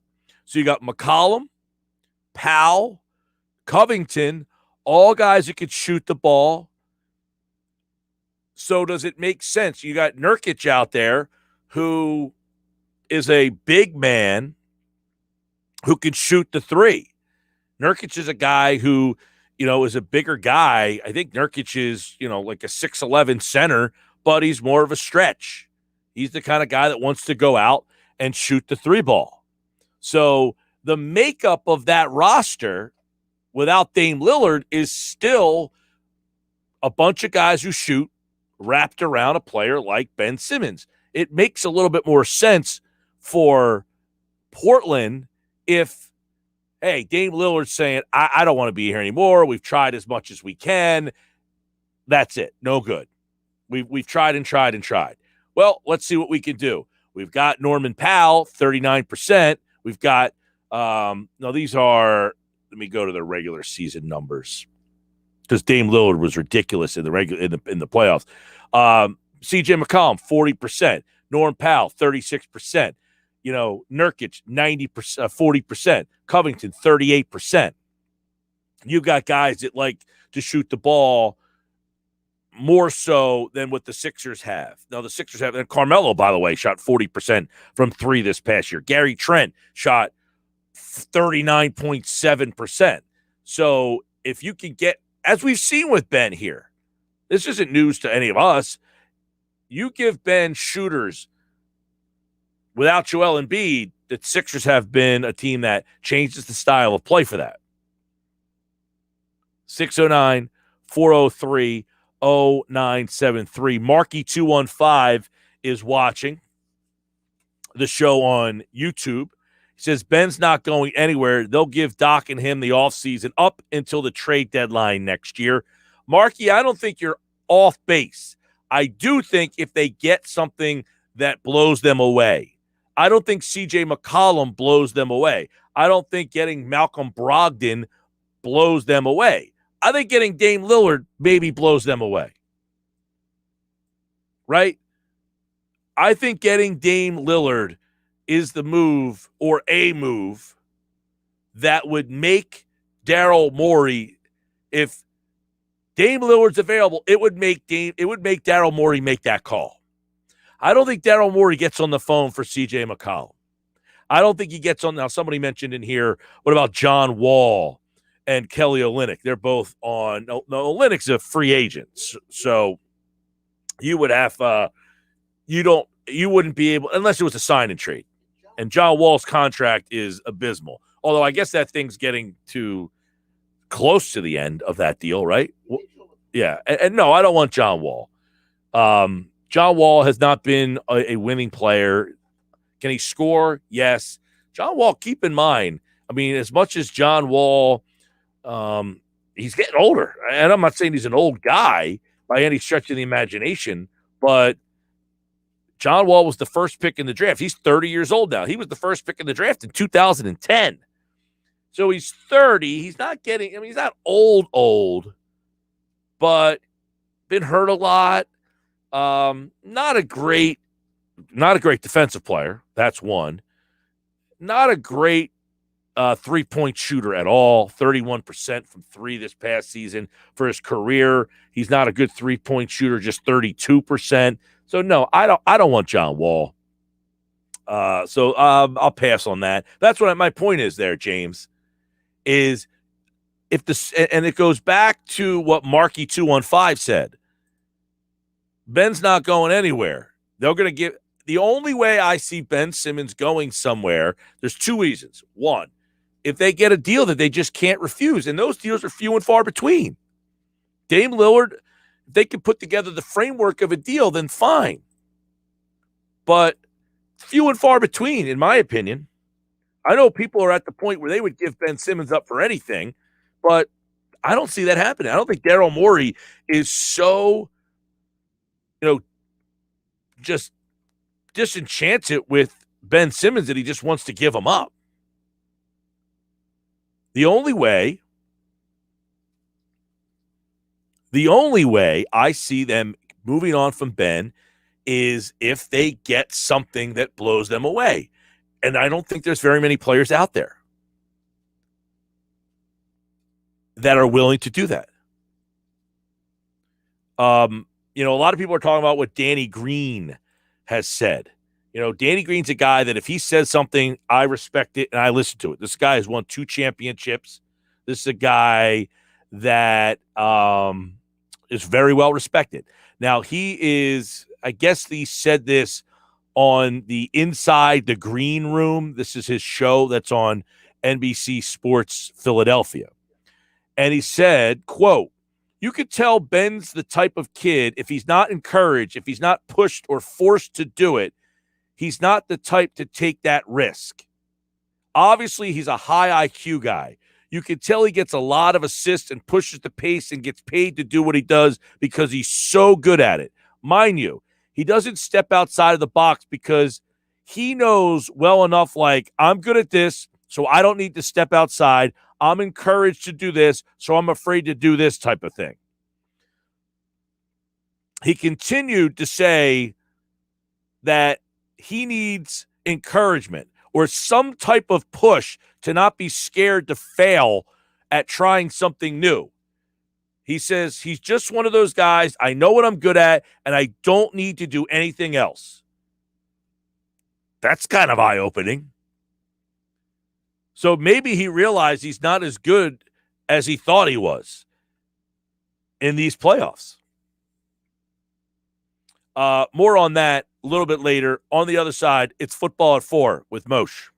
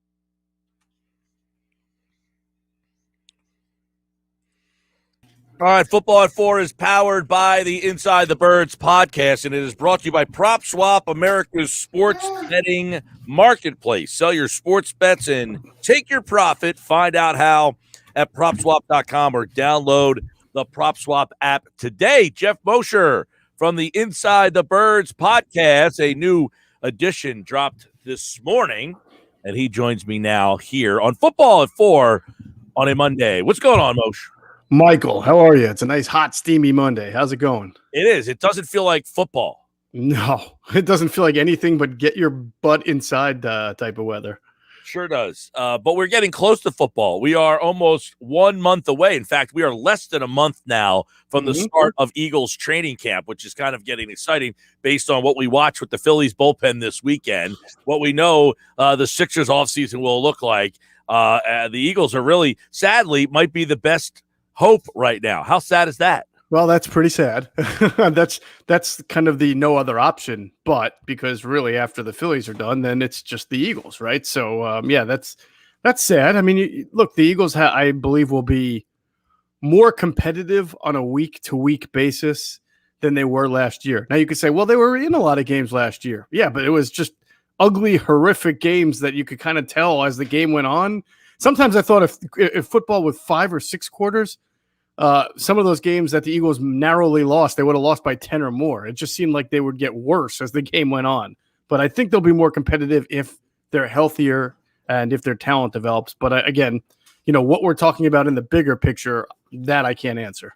Well, that's it. I was looking at this, a little while ago about the games last year. And yes, they were aesthetically the most unpleasing games I think I've seen in ever watching Eagles football. They were just painful to watch every single week. But you're right. When you look back at those games, how many one-score games did they end up with? Well, all right, they tied Cincinnati. They lost to Baltimore by 2. They lost to, to New York by 10. They lost to Cleveland by 5. They lost to Seattle by a touchdown. They lost to Arizona by less than a touchdown. And the game on the final, so the week of the season, which obviously they kind of threw, but they had 5 or 6 games that were one-score games last year. Yes, but conversely, would they win 4 games, right? They won 4 games, and I believe none of those 4 wins came by more than 1 possession either. So that's the NFL for you. You're going to find, go look at the Jets last year. They were an awful team, just a terrible team, but I'm sure you're going to find 6 or 7 games that were one-possession games. But yeah. It doesn't mean that they weren't bad, and it doesn't mean that just a few minor tweaks makes them a way better team. You've got to put it all together, and you got to be able to finish games. But, the division is interesting, Mike, at NFC East, and that's, what we've started doing on Inside the Birds is our NFC East preview. We dropped the Dallas first today, and we do this with Greg Cosell, who really brings us inside what the tape says. We don't try to just prognosticate based on what you are on paper or what you've been somewhere else. So Greg does a great job of breaking down the tape. And we started with Dallas, and then we'll go on to Washington. That'll be Thursday morning because on paper, Dallas should have the best offense in the division. Washington should have the best defense in the division. The Giants are an interesting team because I think that they don't have as good of an offense or as good of a defense as either team, but they're probably more in the middle. Like Dallas has had a bad defense last year, and Washington had a bad offense last year. The Giants are just kind of mediocre in both, so they have kind of a less of a bridge to gap there on either side of the ball. And the Eagles are just the biggest question mark. You just have no idea what to expect with them because there's so much newness. Yeah, and I know in listening to some of the podcasts today with Greg Cosell, as you guys dropped over Inside the Birds, looking at that Cowboys team, like one thing for them is you would think their offense is in pretty good hands. Like if Dak Prescott comes back and that injury doesn't really, hinder him at all, you would think that this is a team that could score a lot of points. I forgot this. I had to go back and look it up. And I don't want to make too much of this because sometimes you have to throw the ball when you're behind and your defense stinks, and certainly Dallas had to do that. But the more you throw, sometimes the worse off you are, right? You become predictable and you lead to interceptions. But Dak Prescott through 5 games last year was averaging 370 passing yards per game with a QB rating of 99 and a 68 completion percentage. He was having one of the greatest stretches of quarterbacking you might see in NFL history. Now, I don't know how sustainable that is, because that was just 5 games, and we've seen that, guys fizzle out. But that is an incredible 5-game run when you can average 370 passing yards a game, complete 68% of your passes, and have a 99 quarterback rating. I thought Prescott last year he almost would have been the MVP conversation had he continued to play the way he was going. I mean, they were just so historically bad. But that's something, Moj, when you look through this division. Well, Dallas, it was a horrible division, but Dallas lost Prescott and it had a historically bad defense. You can't really bank on Dallas, I think, being the dumpster fire that they were a year ago. No, I mean, I think that they've tried to make some improvement. Look, I mean, they realized the Mike Nolan experiment did not work out well, so they moved on. They bring in Dan Quinn, who did not work out well as a head coach in Atlanta. I mean, after the Super Bowl run that they had, certainly was supposed to be a defensive mind, and they did not have good defenses there. Now they've tried to draft specifically to help his side of the ball. I think their entire draft was defense, and then they picked an offensive lineman too. They drafted a really talented corner in Kelvin Joseph, who had some off-field issues. Surprisingly, the Cowboys drafted him. But he's supposedly very, very talented. Trayvon Diggs last year, if you watched the first 5 games, you thought this guy was going to be terrible. He really, really improved by the end of the year, though. He got hurt, came back, improved well. They obviously had Micah Parsons. They've got Jalen Smith. Leighton Vander Esch has the neck issues, but when he's healthy, he's a pretty good player. And they've got some good defensive linemen. They're a little different because they're younger on the D line. And Randy Gregory, much like Cowboys, has some off-field issues, but when he puts it together, he's a pretty good player. To me, their questions are more in the secondary, but I don't think they're going to be the dumpster fire that they were from the start. I think that they've tried to really cater this defense to be in the division of Dan Quinn. Oh, I agree with that. And we said over the years, Dallas has had the best talent in the division. Mm-hmm. How they didn't win the division in those couple of years that the Eagles ended up beating them out is beyond me. Right. I guess part of that was Garrett was that bad at times as the head coach. And I do think in football, the coach means a lot. I mean, they have their hand on every single play, play calling, schemes, and all that kind of stuff. And I thought Garrett was one of the worst, but I don't think you can depend on that. But also, Washington seemingly is taking a step towards respectability. Last year, now they get themselves a veteran quarterback that, he might not win the Super Bowl for you, but it doesn't seem that Washington you can count on to be the bringing up the rear anymore. No, I don't think so. I think that their defense is it's not just the front 7 anymore. They signed William Jackson, a corner from the Bengals, who's a really good player. A lot of people don't realize who he is because he's a Bengal, but good player. Landon Collins will come back, but they had a kid named Cameron Curl, their safety, who played really well, and Greg Cosell has told us he thinks Cameron Curl is better than Landon Collins. They have Kendall Fuller, a decent. I mean, this league is hard to look at the Eagles. It's hard to get one good corner, right? Let alone 2. But Kendall Fuller and William Jackson's a pretty good pairing there. And a lot of people like the kid that they drafted in the first round, Jamin Davis, the linebacker from Tulsa, I think it is. Mm-hmm. So they are pretty complete from D-line out to secondary. They're pretty good. Here's the key for Washington. You can make an argument, Geoff, that might be the best defense in the league. Best defense certainly in the division, possibly in the NFC, and maybe the entire league. Yeah, you'll get no argument from me. I'm sure there's some pretty good D's out there, but I'm sure that Washington will be right up there with it. When you can line up 4 first-round picks, right? Montez Sweat, Chase Young, Jonathan Allen, and Deron Payne. And honestly, I watch them all. I can't find too many weaknesses with any of them. So they're all pretty good. They remind me of what San Francisco did a couple of years ago when they went to, they were bad for a few years. They kept loading up on the defensive line from Eric Armstead to DeForest Buckner to Bosa to there was a Solomon Thomas. And then all of a sudden they've got one of the most ferocious defenses and they're in the Super Bowl, right? So that kind of reminds me of the trajectory that Washington's on. For me, the key to this team, Mike, is Ryan Fitzpatrick has always been on bad teams that have had to kind of pass a lot, and he's had to make some wild, kind of crazy man quarterback type of plays, like trying to be a Brett Favre when you're really not Brett Favre. And so he's always had good number. He'll have stretches of great games, and then he'll have stretches when he's throwing the ball to the other team. And this is a big if because he's been playing the game so long, if this coaching staff can just convince him that he's got to just manage the game, make your plays, but eliminate your wildness. Don't worry if it's 3rd and 5 and it's not there. We punt and we put our defense on the field and they'll get you the ball back. If you can just play, 25% less animal in you than in the past, we might be able to win this division going away.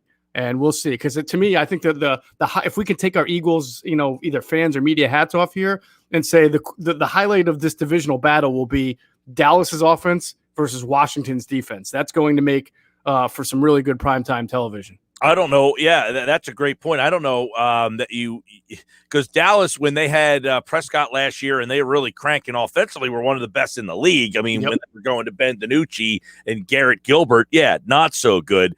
Andy Dalton, they were okay, but they were tremendous with Dak Prescott. That's a great point. Like Washington and Dallas, when they match up, you're going to get tremendous offense against tremendous defense. That would highlight. And then the Giants are kind of hanging in this realm of like, I don't know what to think of that team. I mean, I like what they've done with the roster there, but I just can't get behind Jones, but they've got like some intriguing parts about them. I think you hit it on the head where you look at, if you're Dave Gettleman, who's been maligned and rightfully so, but in general, I like what they've done. I think they've put their quarterback in a situation to continue to develop and have a good year by bringing in a Kenny Golladay. Saquon Barkley is going to come. He's coming back. Hopefully he stays healthy, but that's another weapon. They draft Kadarius Toney. Last year they added to their offensive line with Matt Pert, who's probably going to start at right tackle. They will get Nate Solder back. He may not even start. I mean, he wasn't that good, but they drafted Andrew Thomas, who had a really rough first half, but a much better second half. Leonard Williams had a breakout year for them.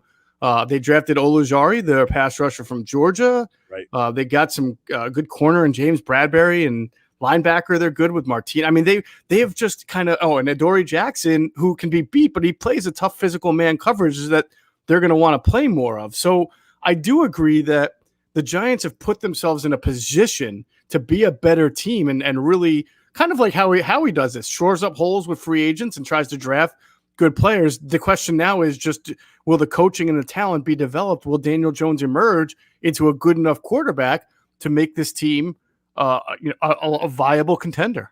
Yeah, and when you look at, I was thinking about this morning. In fact, when I was tweeting out what we're going to talk about today during the show, which is the Eagles' blueprint.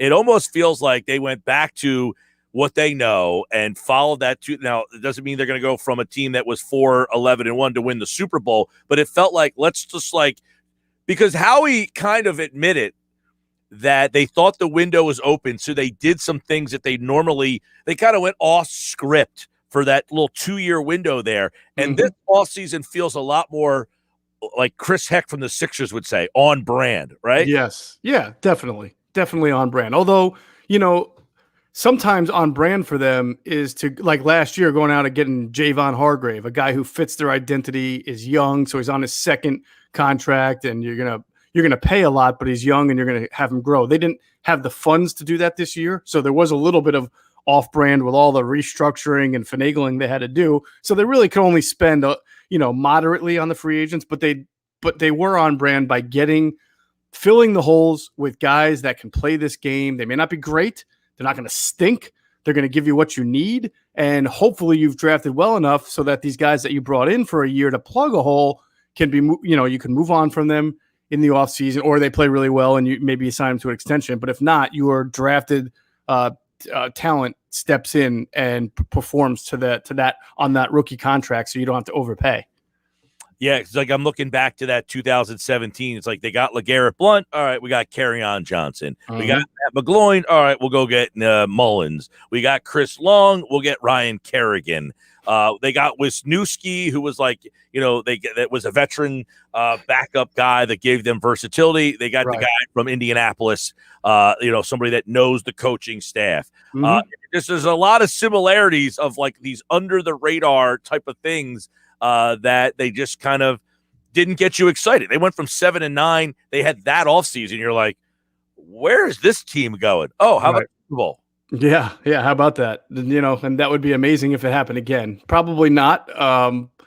You wonder about they still have some real big question marks, even more so than the 17 team, and obviously that secondary is where it starts on defense. I don't, I like Anthony Harris. Okay, I like the other safety that they have, whose name is it's say it again. Rodney McLeod. Rodney McLeod, right? I like that. Assuming he's healthy enough to play, that's good. It's good, but it's not great. Of course, you like Slay. You don't like what they got at second corner, and you're iffy on linebacker. I like Eric Wilson, but he's not like a 3-time Pro Bowl linebacker. So my point is saying is, if you're an upper echelon quarterback in this league, or a pretty good one, and you're going to face a lot of those on a week-to-week basis, you're looking at this Eagles defense thinking, I think I'm going to have a pretty good game as long as, I'm protected and my weapons are doing what they're going to do. In this league, the way we can throw the ball, the way the rules are, I'm going to be able to hit my guys fairly often. All right, Geoff Mosher, football at 4, as we'll continue to look through the divisions and get you ready for training camp, which is now less than a month. Now, I will ask you, this whole NFL is now allowing teams to wear the different uniforms and the different helmets. They're going to kind of go like NBA route. You're going to see different uniforms and all that stuff. But it appears that all the fans who want the Kelly green are not going to get that. Oh, is that the case? I thought it was going to happen. Not next year, but maybe in the future, right? At least until 2023, because apparently the Eagles have put in to where. Why do they have to put it in so far in advance? There are some things about the NFL and their rules and regulations that I will never understand, and that the whole uniform thing goes along with it. But I'll also say this, and I don't know. I'd love to see to ask like 100 people how they feel about this. But does wearing the Kelly green, is it that important to people? Like it's just a uniform. I don't understand like the major call. It's not like they even won a Super Bowl in Kelly green either. So that there's that it takes you back to that day. I'm a little perplexed by how many people seem to live their life for this. I know. Well, I feel like it's like the generation right past us, because I'm not like tied to the Kelly green. I'm 44. So growing up, they wore them, but not like in my years. Like they switched over to this midnight green once the Andy Reid era kind of started. And like, so the best times I remember were wearing that. Now, when I was growing up, you had Reggie White, Randall. I was like 12, 13, 14. At that age, like you're kind of growing into your sports fandom. So I don't think you're like attached to. So I don't feel like the attachment to the Kelly green that maybe someone that's like 5 to 10 years older. Yeah, I can see you grew up, and that's kind of when the NFL was really starting to come into prominence. And there's so much love for those early 90s teams, Buddy, Ryan, of course. Yeah, but it still fascinates me. Buddy's a hero. He never won a playoff game. Yeah. I don't get it. If Buddy were coaching these days, people would hate him. People would say, "Buddy, you never won a playoff game. You treat offense like it's the kicker. You don't care." Philadelphia fans are great. And they're also, I always say, they embrace personality over performance. Yeah, sometimes they do. That is Aaron true. Rowan runs into the fence. He's the best. He stunk. Bobby Abreu bats 350, but he's boring and not enough. And Exactly. So Buddy Ryan was boisterous and spoke his mind. Never won a playoff game, but we love him. Andy Reid did nothing but win, was very boring. Didn't really like him all that much. It's weird dynamic. But all right, man, I'm looking forward to the start of training camp. Is obviously the Sixers season went off the rails. The Phillies season, that was an embarrassment this weekend. That was never on the rails. Phillies season, no. No, that thing is off the rails at all times. Yeah. And, like Rhys Hoskins, what he says this weekend, like that to me is like the epitome of like, hey, we're okay with this, right? We're okay. Write something good. Can you imagine if like the leader of the Eagles came out and said that? No, I can't. Plus, I can't imagine a guy coming out and said, "Don't forget to write something good," and the next day makes the game-losing error. Right? I mean, of all the people, I mean, I know Alec Bowe made one too, but geez, come on.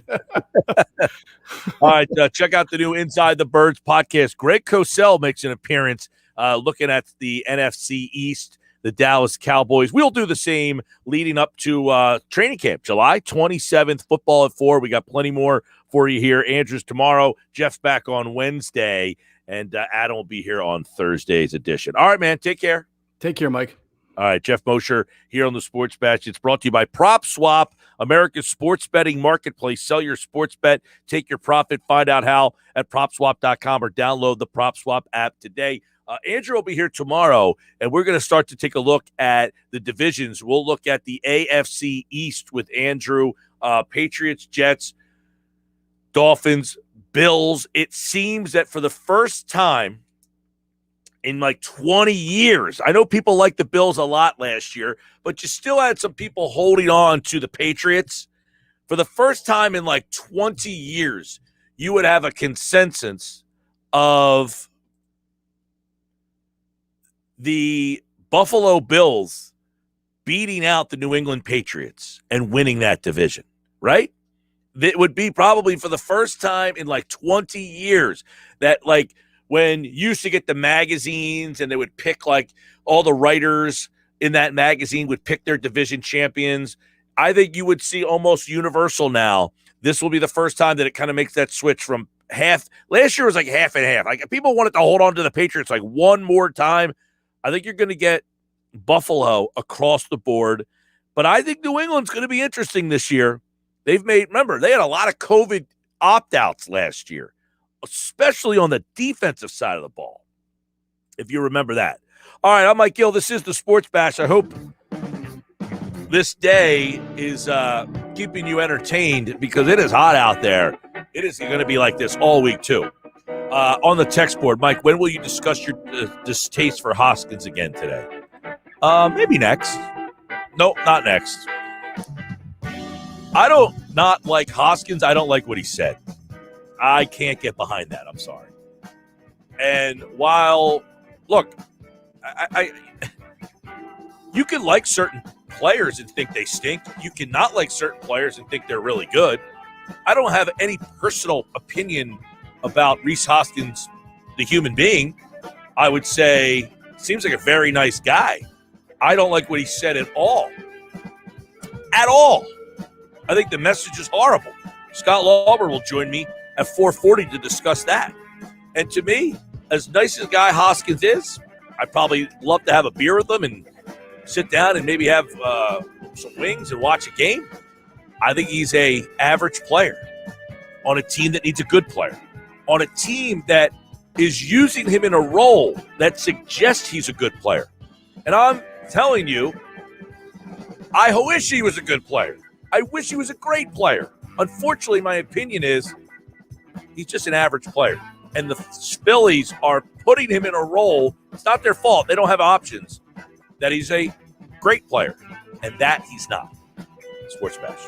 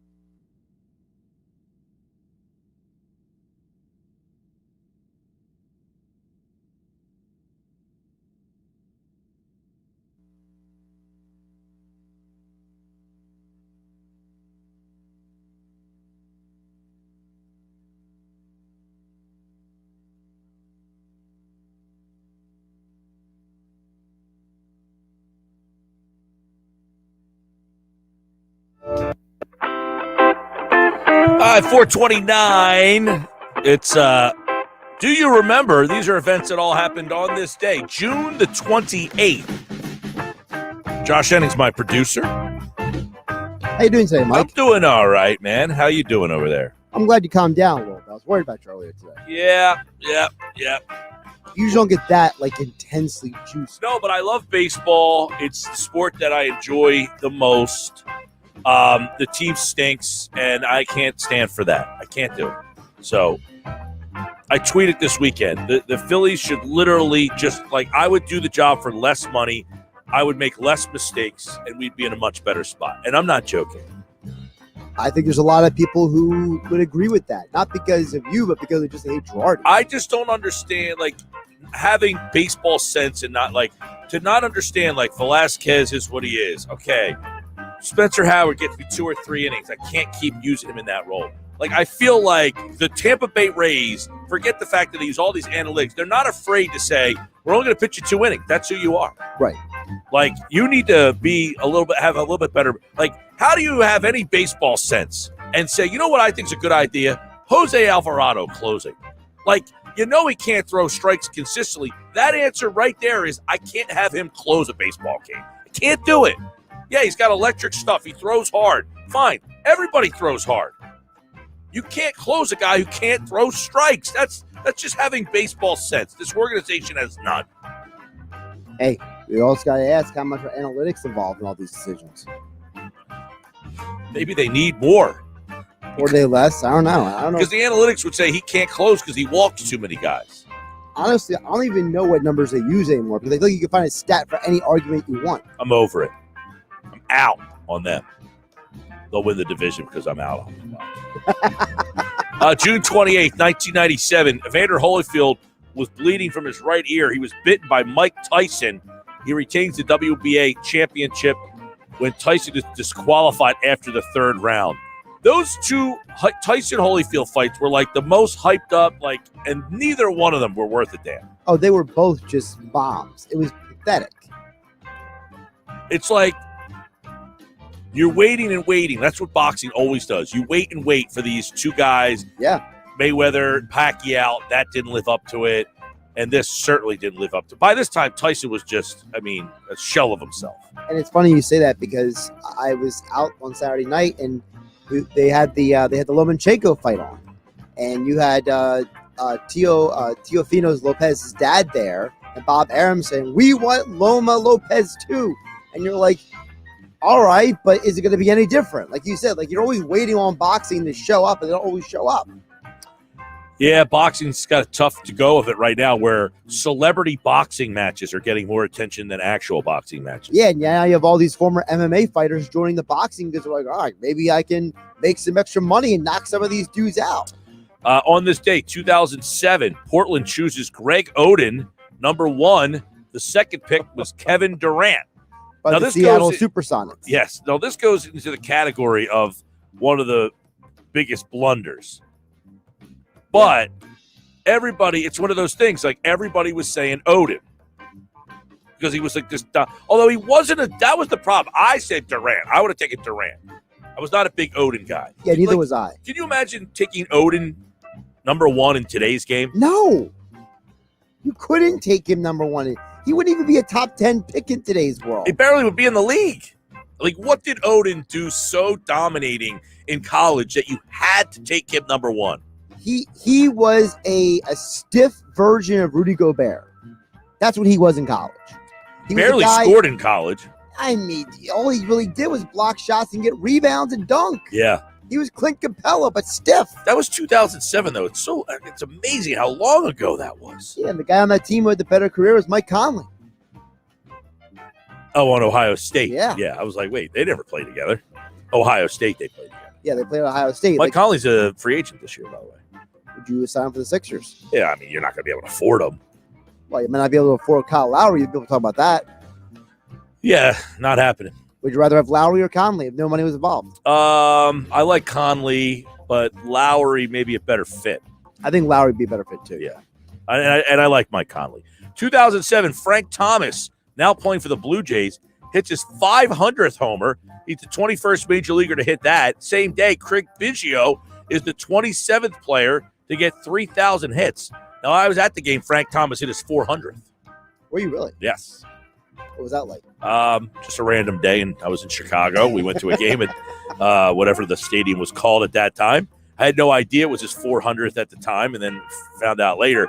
So what's more impressive, the 500 home runs or the 3,000 hits? Oh, the 3,000 hits, 100%. Being a consistent base hitter in baseball is one of the most hard things. I believe hitting a baseball is the hardest thing to do in any sport. And if you can hit the ball and be on base successfully over 3,000 times, there's a ton of dudes that hit home runs. Not everybody can get base hits. 2009, Mariano Rivera, 500th save. He's the second to reach that milestone. The Yankees beat the Mets that day. Now, Mariano Rivera, probably now retired, could help the Phillies out. Yes, I think he could. He only pitches one inning anyway, so. 2009, they beat the Phillies in the World Series that year. 2012, Kentucky is the first school to have players go number 1 and number 2 in the draft. The Hornets take Anthony Davis, number 1. Charlotte takes Michael Kidd Gilchrist, who wasn't very good. And then there was a famous story of Jordan was so mad at Michael Kidd Gilchrist, he came down and played one-on-one with him and crushed him. Kidd Gilchrist, is he even in the league anymore? I don't think so. But apparently Jordan thought he was going to tough love him into be a better player, and he just destroyed him more. The whole Jordan with like how he's like handled or treated some of the like Kwame Brown is like on a crusade. Dude, there are legitimate Kwame Brown truthers now. They've come after me. Jeez. Because I dared to speak ill of Kwame Brown. Basically, Kwame Brown thinks the whole world is too mean to him and that the media is too hard on some of these players. And I'm just like, I'm sorry. I can't take you seriously because you just were bad. Yeah, he was. 1995 on this day, Minnesota selects Kevin Garnett with the 5th pick. He opened the door for high school players to be drafted straight out of high school, which we do not see any longer. No, we don't, but we're getting the new version of it, which is now guys can go to the G League for a year and play with that Ignite team. Yeah, we'll see how that ends up going, right? Well, the NILs might totally take that out of conversation. I mean, if you're a kid, you got to just decide between going to the Ignite team in the G League or going to college and getting some extra cash on the side. What you going to pick? Yeah, it's a tough decision. Yeah, the whole like high school to the pros, I was never a big fan of. I know some of the guys who've done it, LeBron, Kobe, Garnett, McGrady, have been some of the greatest players of all time. That's not to say they wouldn't have been. By the way, Garnett was not very good as a rookie. Kobe barely played much as a rookie. Correct. McGrady barely. So they weren't ready right out of high school. No, they weren't. I think that's the biggest reason why you can't have high school to pro. A lot of people are just not ready mentally and physically to handle the league at that age. It's not a I hate young guys. You're just not mentally ready. Listen, when I was their age, I wasn't ready for certain things, okay? Let's be realistic. I don't know that you're still ready for these things. Yeah, that's debatable. All right, that's Do You Remember for the 28th of June. Some good ones today. When we come back, Rhys Hoskins, did he show his true colors? If he could take back what he said, would he? We'll ask Scott Lauber. Covers the Phillies for the Philadelphia Inquirer next.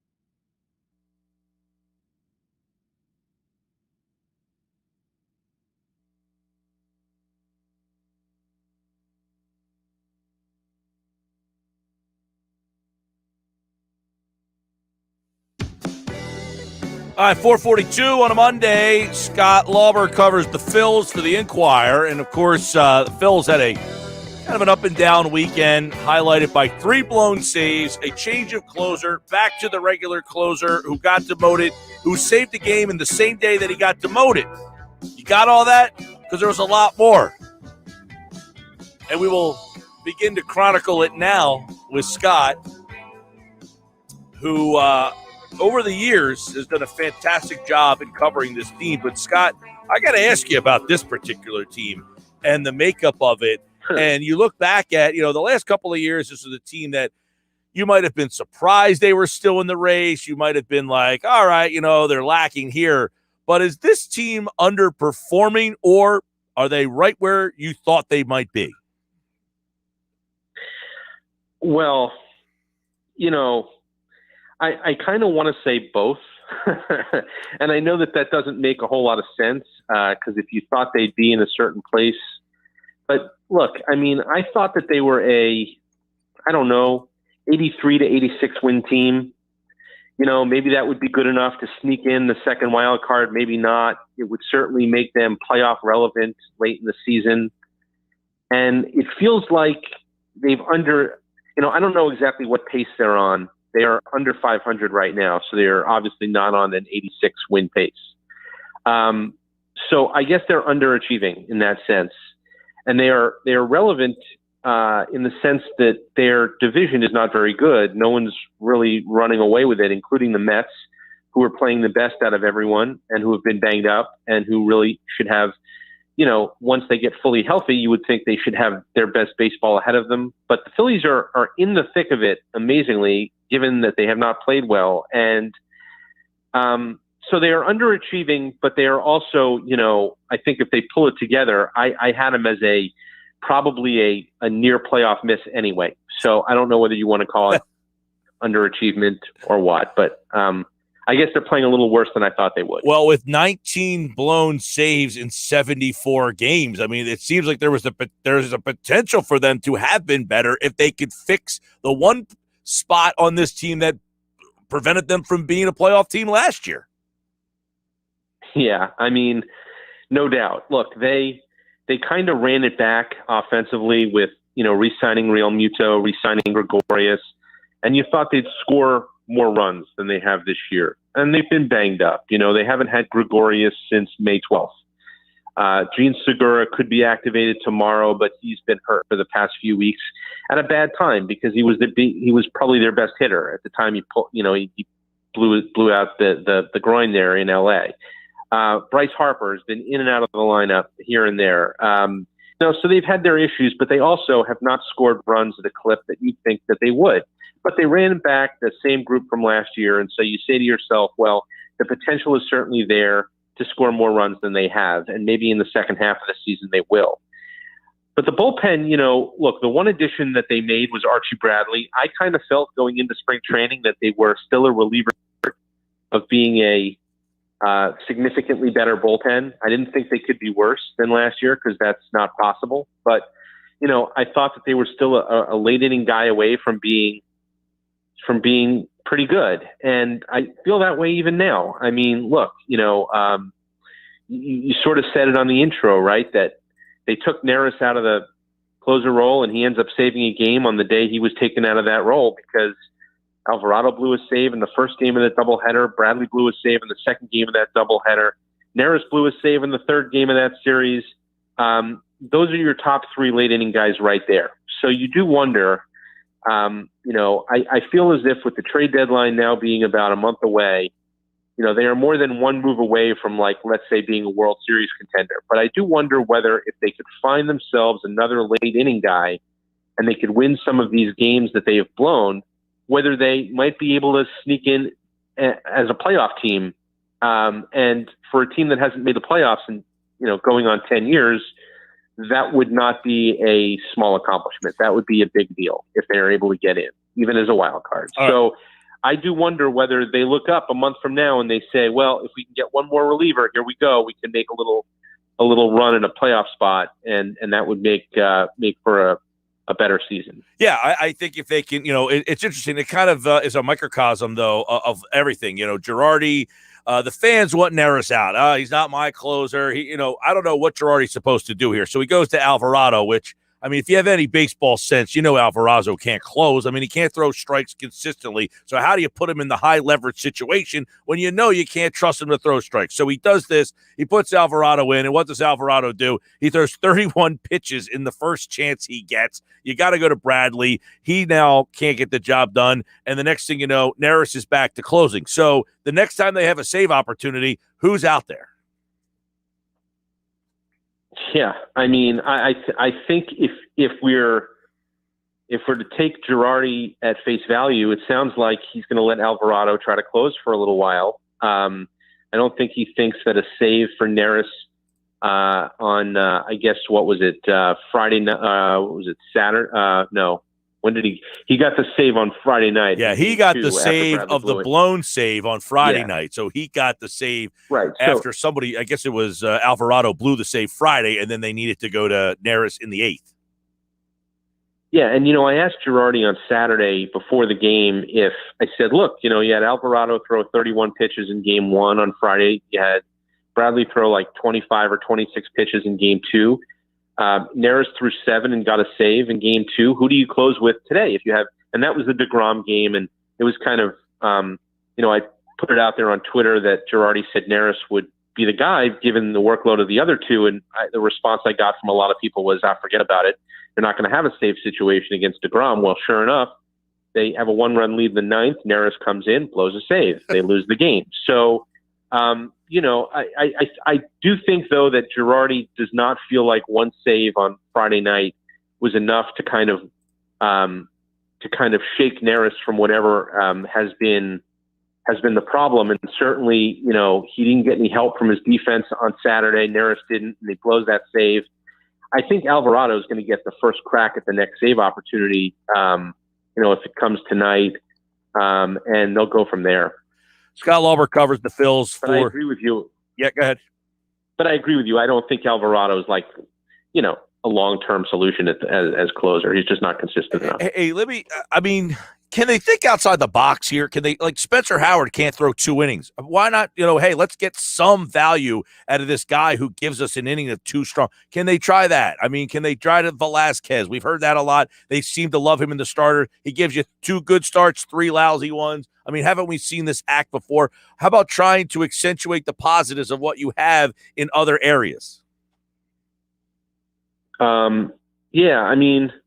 Look, Howard is a tricky situation, and I know we've talked about it on this show. I've written about it, I feel like, almost ad nauseum. I think I'm repeating myself whenever I do. And, the catch-22 that they're in with Spencer Howard is they think that he can still be a starter for them, a regular member of their rotation as soon as next season. And when I say regular, I mean, put him out there, no restrictions, no limits, turn him loose as a normal starting pitcher.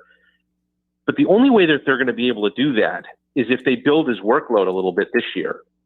And if they don't, then he's going to have limits and restrictions again next year, and you just get caught in this endless cycle with him. So I think they have to sort of build a workload. He's got to continue to work on developing those secondary pitches that he might put on the shelf if you put him in the bullpen. So he's not going to build innings in the bullpen, and he's not going to develop that full range of pitches that he would need to start. Now, maybe it turns out you let him try to start, and maybe he's not a starter. Who knows? But you have to give it a shot. So I think that eliminates him from the conversation of, like, could he be an out-of-the-box closer for you? People have said to me, how about Brogdon? It's just he hasn't done it before. People have said, how about, Suarez? Well, he hasn't done it before either. And so, look, I think that they want somebody in that role. Like, they know Bradley's done it. Alvarado's done it in spurts in Tampa Bay. And obviously Neris has done it. So they have 3 guys with closer experience, and they would like to think that from one of them they can find someone who could be a consistent closer. And if they can't, you can go out and trade for a guy before the deadline who might be able to help you in the late innings. If nothing else, it pushes 2 of those other guys down in the game a little bit more and makes you deeper in the late innings. So, they're a lot more than just a late inning reliever away from being a World Series contender or anything close to that. But as I said, if you take 19 or 20 blown saves and you cut that in half, maybe you make up the deficit that you're facing right now in winning the division or sneaking in as a wild card. Who knows? Scott, I got to ask you about Rhys Hoskins' comments. I mean, to me, does that just kind of give you the overview of the mentality of this team when one of your guys comes out and says, hey, don't forget the good things we've done either? I mean, does that kind of tell you all you need to know about the organization and this current team?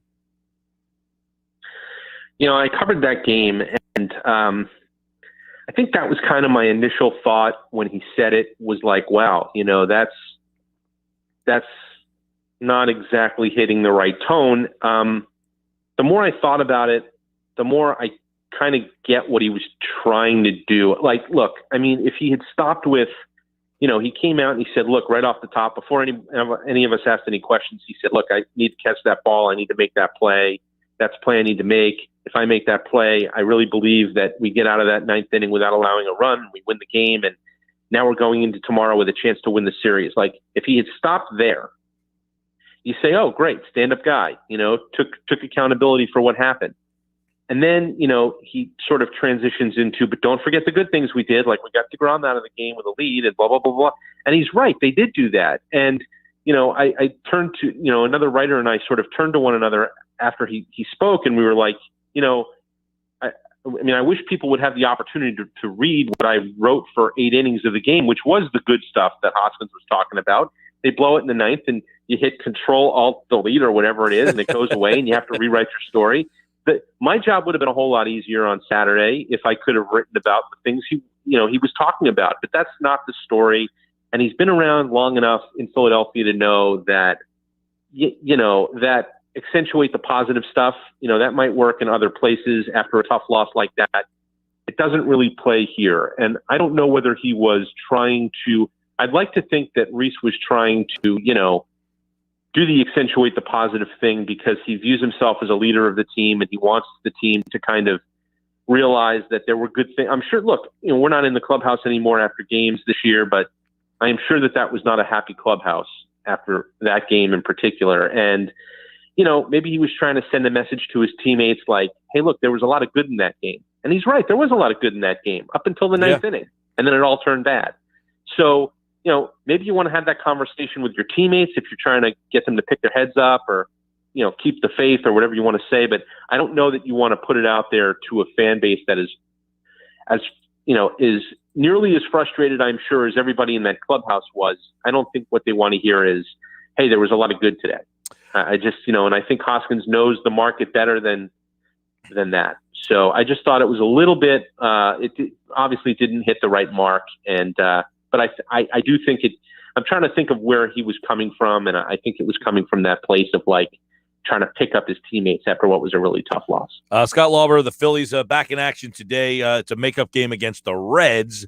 And then they got some tough ones with the Padres coming up. They got the Marlins, who always give them problems. So, of course, we'll keep our eyes on that. And at Scott Lauber on Twitter for the Phillies from the Philadelphia Inquirer. And we appreciate his time as always. Thank you, Scott.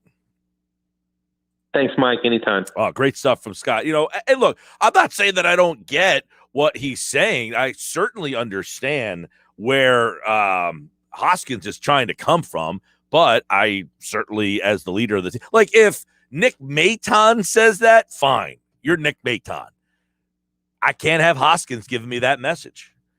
He wants to deflect. He wants to. I get it, and I appreciate, by the way, Scott not giving an irrational answer. He's trying to step, but the fact that he has to step back, he looked at another writer and said, "Did he really just say that?" That tells you all you need to know. I can't endorse that. All right, we are wide open in the 5. All you guys out there, 609-403-0973 on the text board, 609-403-0973 on the text board. We'll open up the phones in the 5, 609-573-3776.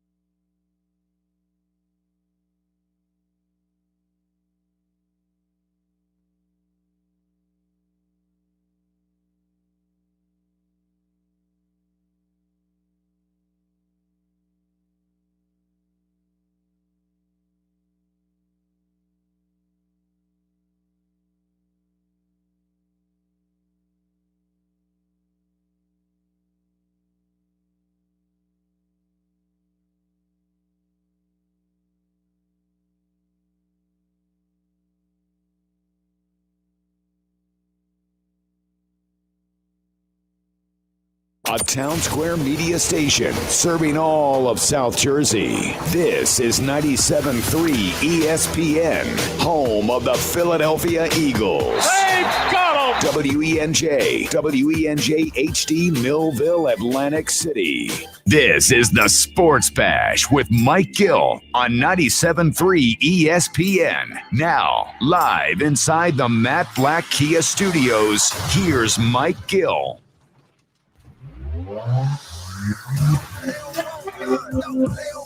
All right, the 5 o'clock hour here of the Sports Bash. It's brought to you by your Delaware Valley Acura dealers. For great deals on Acura's award-winning lineup, shop online at DelValAcuraDealers.com. So a lot of people ask me, what do you think the Sixers are going to do with Ben Simmons? And quite frankly, I don't have the answer to that question. I don't know what they're going to do with Ben Simmons. Nobody does. You know who knows? Daryl Morey. And even he probably doesn't have an answer of whether or not he's going to get something back in return that will make – they're not going to just trade Ben Simmons to trade Ben Simmons. That I can tell you. They're not just going to be like, hey, you want Ben Simmons because we just don't want him here? That's not happening. As the Sixers continue to kind of figure out what they want to do with this offseason, they don't have a lot of money to play with. And – the only way they can really fix this team is to make a deal. Like if you say, look, this team's not good enough, we've got to make a trade. The only thing they could do is move current pieces because they can't do anything in free agency. And the big trade, of course, would be trading Ben Simmons. I mean, unless you decide, you know what we want to do, we want to trade Joel Embiid, that's not happening. The only way you can really make this team better is by trading Ben Simmons. The problem is he shot 34% from the foul line. He did not do anything offensively for the most part in these playoffs. And this is not the first time this has happened where the second round of the playoffs, Ben Simmons has had a lot of problems. So what kind of deals are out there? Well, there's one team that we now know apparently wants Ben Simmons, quote, badly. All right. This is from Score North, which is a radio station website out of Minnesota who essentially thinks that the Minnesota Timberwolves, from talking to people in their organization, they would like Ben Simmons. Take a listen. This is probably burying the lead. I texted with somebody that knows Ben Simmons incredibly well, that has working knowledge of all things NBA. My text the other day said, how badly, because I know the Wolves are fans of Ben Simmons, but my text was, how badly do the Wolves want to trade for Ben Simmons? This individual sent me a text back. It was one word, badly. Make no mistake, the Wolves have trade interest in Ben Simmons. All right, so there you go. Make no mistake, the Wolves have trade interest in Ben Simmons. Here's the problem. What do you want from Minnesota? The deal that has been kind of rumored out there would be Ben Simmons for D'Angelo Russell and a player like Malik Beasley. Now, if you're Minnesota, this trade probably makes sense for them, right? They get Ben Simmons, the run with Karl Anthony Towns, Anthony Edwards. That is a huge score for them. You get a very good defensive player. D'Angelo Russell's a terrible defensive player. Beasley's not very good either. So Minnesota needs perimeter defense. Simmons is maybe the best in the league when it comes to that. Obviously, he has his issues in the half court, but playing in Minnesota is not playing in Philadelphia. There's no pressure playing in Minnesota. I mean, most people out there aren't even sure that Minnesota even has a basketball team half the time. Ben Simmons is a guy that around this league, basketball executives value. They value him big time. And the Wolves last year are a team that plays pace. They were the fifth fastest team pace-wise in the NBA. Now, the question is, how does Karl Anthony Towns work with Ben Simmons? He wanted D'Angelo Russell there. Remember, they worked out that trade, and he wanted D'Angelo Russell there, and that hasn't worked out. I I mean, Russell was in Brooklyn. Do you think he wants to go from Brooklyn to Minnesota? Of course not. But Towns recruited him. They made that trade. And keep in mind, D'Angelo Russell had a nice little run with Brooklyn. He got them to the playoff. They played the Sixers in that series a couple of years ago. D'Angelo Russell has turned into a better player than I thought he would be in the NBA.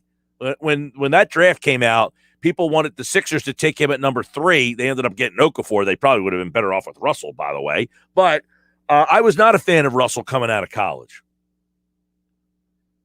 But on paper, Ben Simmons for D'Angelo Russell is a win for Minnesota. They need a defensive presence. They have Karl-Anthony Towns. They have Anthony Edwards. D'Angelo Russell and that trio was terrible this year. They were one of the worst teams in basketball. Malik Beasley also, nice player. Shoots the 3, about 20 points a game. But what does this do for Philadelphia? You know, you lose the best perimeter defender, okay, top 2, 3 in the league, and you replace him with, quite frankly, a very poor defensive player. And I know people out there, I don't care about the defense. I'm sick of the defense. You got to take that into consideration here because D'Angelo Russell's not Dame Lillard. That's the difference. You get Dame Lillard, who's an average defensive player, fine. I'm getting D'Angelo Russell. Russell, is he the top-notch, pick and roll shooter, shot creator? I mean, he's good, but he's not elite. He's not like, wow, look at this. He'd definitely be an upgrade offensively, putting the ball in the basket. Shoots the 3 pretty good. So the question the Sixers would say is, all right, does D'Angelo Russell offer enough offense for us to make this deal? I would probably say no. I don't think Daryl Morey would be interested in this deal.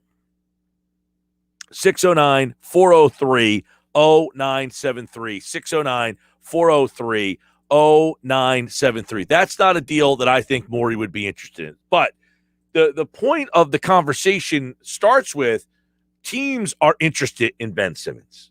And this team apparently wants him badly. When I look at the Minnesota roster, they don't have anything. They don't have anything that you're really all that interested in. The Low Post podcast, which was this week, Zach Lowe and Bobby Marks. Now, Bobby Marks joined us last week. He was on Monday's show. And those two went over a variety of trades. They discussed a bunch of trades on the podcast. One of them was Ben Simmons to the Kings. And the trade that Bobby Marks laid out there was Sacramento, Buddy Hield, and Bagley for Ben Simmons, right? So if I look at that trade, Buddy Hield is a guy that you were hoping to get for Al Horford, right? Now you're going to trade Ben Simmons for Buddy Hield. That doesn't seem to push my pile all that much. Bagley's a guy that I'm actually surprised at. I thought Bagley was going to be a much better player than he's turned into. In Sacramento could be the problem. He was the number 2 pick in the draft. He really hasn't jumped off the page yet. He doesn't shoot it all that well. I thought he'd be a better shooter. He doesn't really even attempt all that much. He's just not a good 3-point shooter. I thought Bagley would be a better player. I really liked him coming out of Duke, but those Duke guys seem to always kind of not be what you think they are. He's a good player, not great. Hield's a guy that obviously big-time scorer coming out of college. He's coming to the league. He's been a pretty good shooter, very streaky. I can't say that, Buddy Hield, who, about 40% from 3, by the way. He could shoot it, 16 points a game. I don't know. Does he excite me all that much? Does Buddy Hield and Marvin Bagley make me say, there you go? Probably not. I think it would be kind of, to me, I don't think if that offer is on the table for Daryl Morey, I don't think he would make that deal. They need a shot creator, not a catch and shoot guy. I think Hield is more of the catch and shoot guy than he is put the ball on the floor and score, right? I think we would agree on that. I think Bagley's a nice fit, maybe behind Harris. They kind of needed that backup four. But Hield doesn't get it done for me. All right, that's number one. Number two, Bobby Marks says, obviously the one we've heard a lot from, Ben Simmons for C.J. McCollum. The salaries match. It's an easy one to do. You can go 1 for 1. Boom. You make that deal. McCollum, Simmons, obviously, if you paired him with Dame Lillard, that helps them out big time. Dame's the scorer. Ben is the facilitator for Dame. He plays defense. McCollum does not. You have a bunch of other shooters out there. It's a good fit if you do it for Portland. McCollum needs the shot creator. What gives the Sixers the shot creator. You need a guy to handle the ball because that's not really CJ's strong suit. He's more of an off guard. You're terrible defensively on the perimeter with Maxey. You would have Thibault to kind of fit that role a little bit better, right? So I know it sounds like CJ can score. Ben struggles. I don't think the Sixers just make that move. And CJ McCollum is not making you a championship team. He's got Dame Lillard playing with him, and they get knocked out in the first round. I think you're setting yourself up to be a team that is a good scoring team, but now you're flawed on the defensive end. You got to keep those in mind. Ben's struggled offensively. Nobody's questioning that.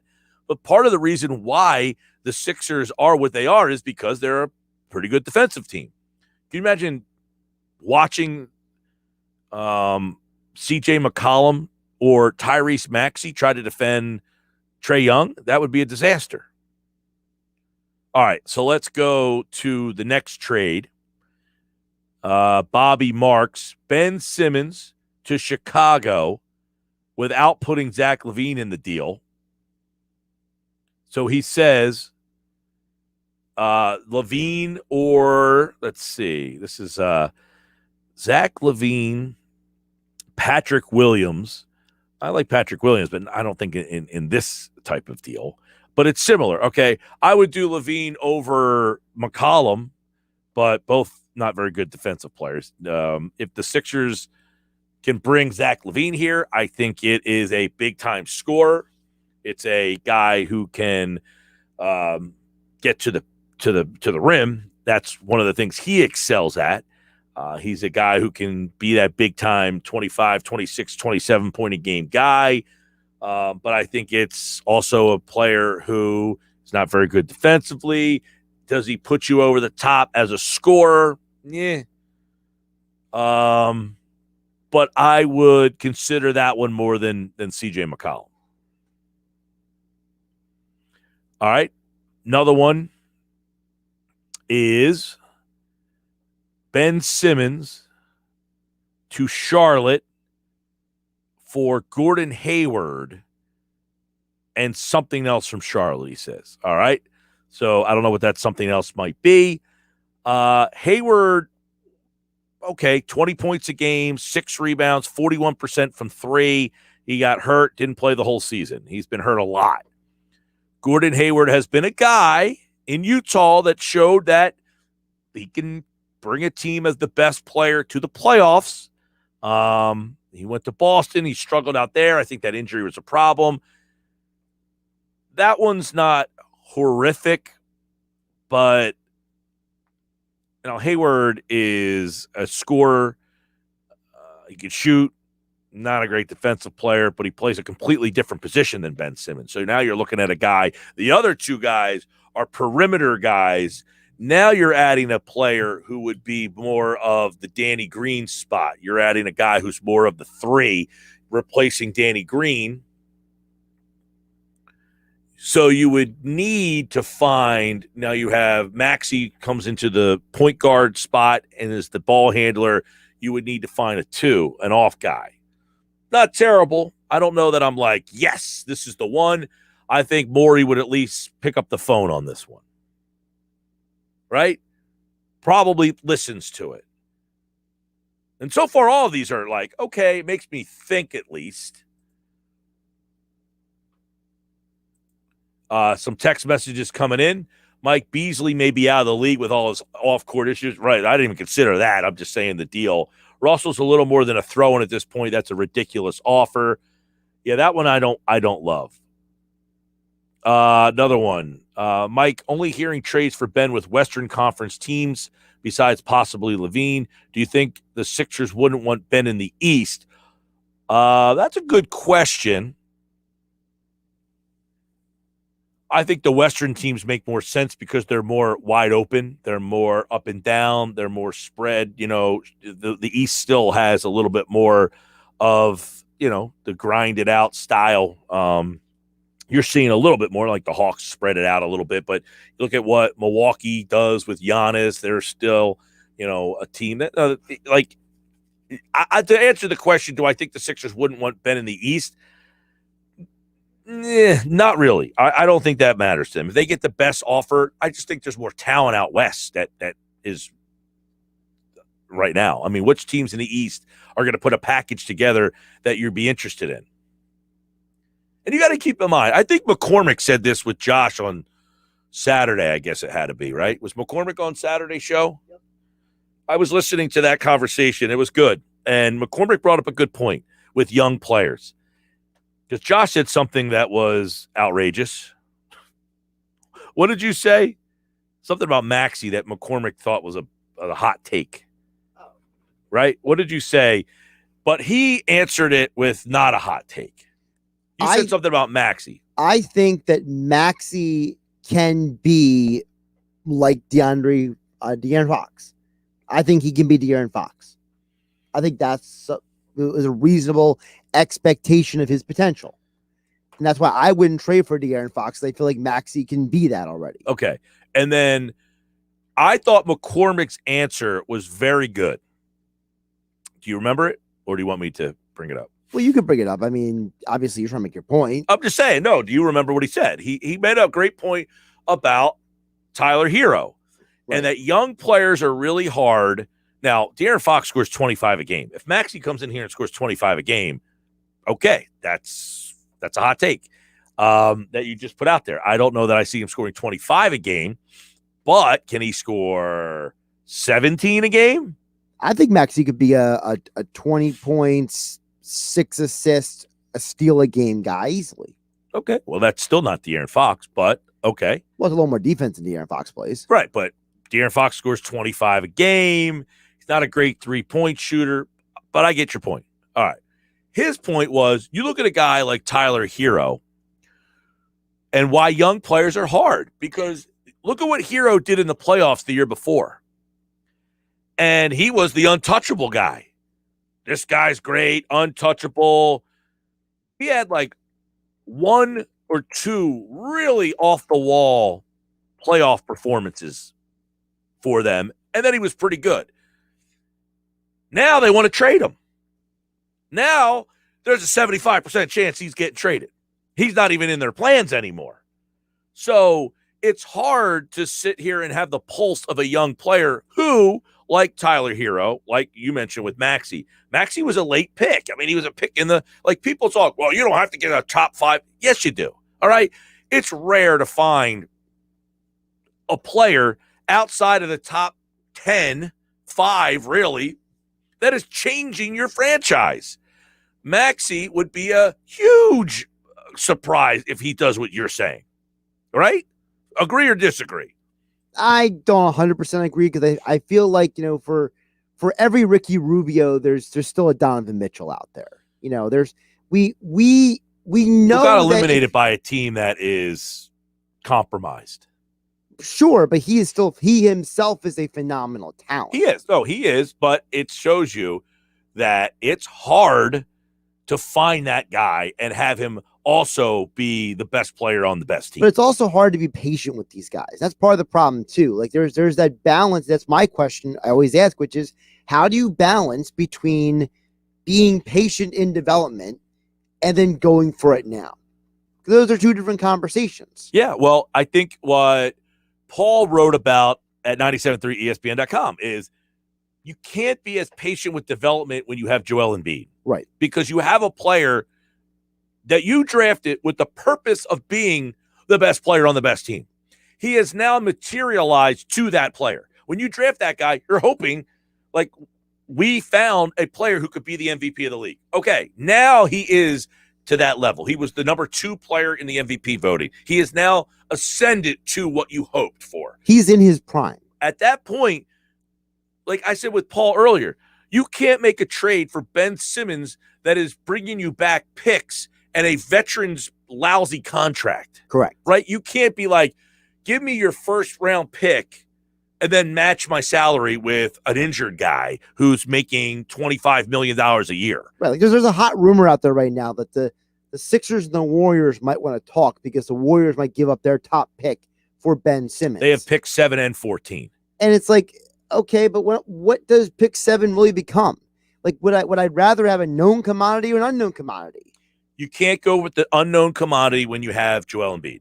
And that's my problem with trading for picks. That's why I agree with you. And we talked about that with Paul earlier today. If you missed that conversation, check out our YouTube channel. So any of the deals I put out there now, they all include players that could come to your team and play right away. And by the way, that's also consistent with Daryl Morey's history. Morey does not have a background of accumulating picks. He has a background of acquiring players who can do something now. So you also have a guy who's in charge of basketball operations who is not a pick accumulator. I like what Paul Sam said, Presti. though. I liked what Paul said was to identify, maybe he's identified a player who is somebody else's James Harden. Now, I don't know that play exists. Well, you know what I'm saying? Exist, like, yeah. James Harden was on that team as the 6th man. Right. And he wanted more money. They couldn't pay him. And Morey identified he could be more than just a 6th man. He could be the team's best player. Right. And so as he identified that player somewhere out there that we don't know, as Morey said, this guy is so-and-so's 6th man, or he doesn't, they don't value him as much, but I think he can be more. That's why I said Cameron Payne, who's a free agent. Well, also Terrence Mann of the Clippers. He's been putting up phenomenal numbers since Kawhi went down. He's averaging 15 points a game. Right. So does Morey see someone that could be the centerpiece of an organization who is not in that role currently? Or maybe not even a centerpiece, who he says this guy is a better Robin to Embiid's Batman than what I currently have. Now, this one is Zach Lowe went with Ben Simmons in a sign and trade with DeMar DeRozan. I think I'm out on that deal. I'm out on any DeMar. I think the DeMar DeRozan thing is, the ship has sailed on that for me. Yeah, I wouldn't mind if you told me you were adding DeMar DeRozan and swapping for Tobias Harris. If you were saying that DeMar DeRozan's becoming your secondary or your third guy. Right, but then you got to tell Ben he's got to go become a board crasher. Yeah, because you can't play DeRozan. To me, DeRozan and Harris are almost similar guys, just different positions. Guys who shoot mid-range, don't put the ball on the floor Harris all that is a great. way better three-point shooter, though. Well, yeah, DeRozan doesn't shoot. I'm just talking about their perimeter-based guys who don't put the ball on the floor all that much, right? They're not shot creators, I guess is what I'm saying. I think DeRozan's is better at getting his own shot than Tobias. Well, a lot of what he does is mid-range. He's not taking it to the basket as much. Right. Well, also that's because DeRozan's a little bit banged up at this point. Yeah. His health is damaged. Well, and that's another problem. He's 31 years old. Right. All right. Those are some of the options that have been put out there. Any of those, push your pile. Some people have texted in some other stuff. You can continue to do so. And I'll try to break it down for you. 609-403-0973. This text message just came in. It's interesting. I'll get to that. I am Mike Gill. This is the Sports Bash. This is a Monday show. We hope that this week, by the way, Jeff Kerr is on the other side. He'll join me here on the Sports Bash. We have an interesting topic today. that we want to get to. He joins me next here on the Sports Bash Live on 97.3 ESPN, the free mobile app. And don't forget, you can watch Jeff Kerr on the show coming up next here on 97.3 ESPN.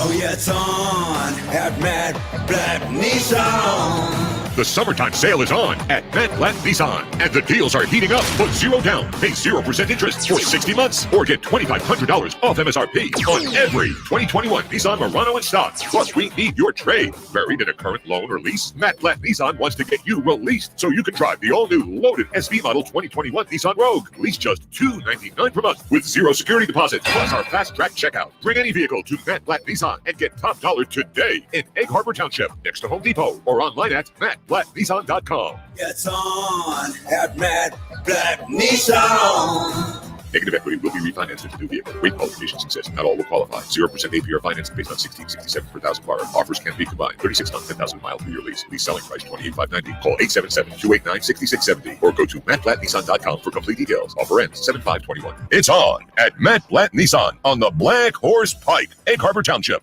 I need tech that can make me as productive in my home office as I am at my office.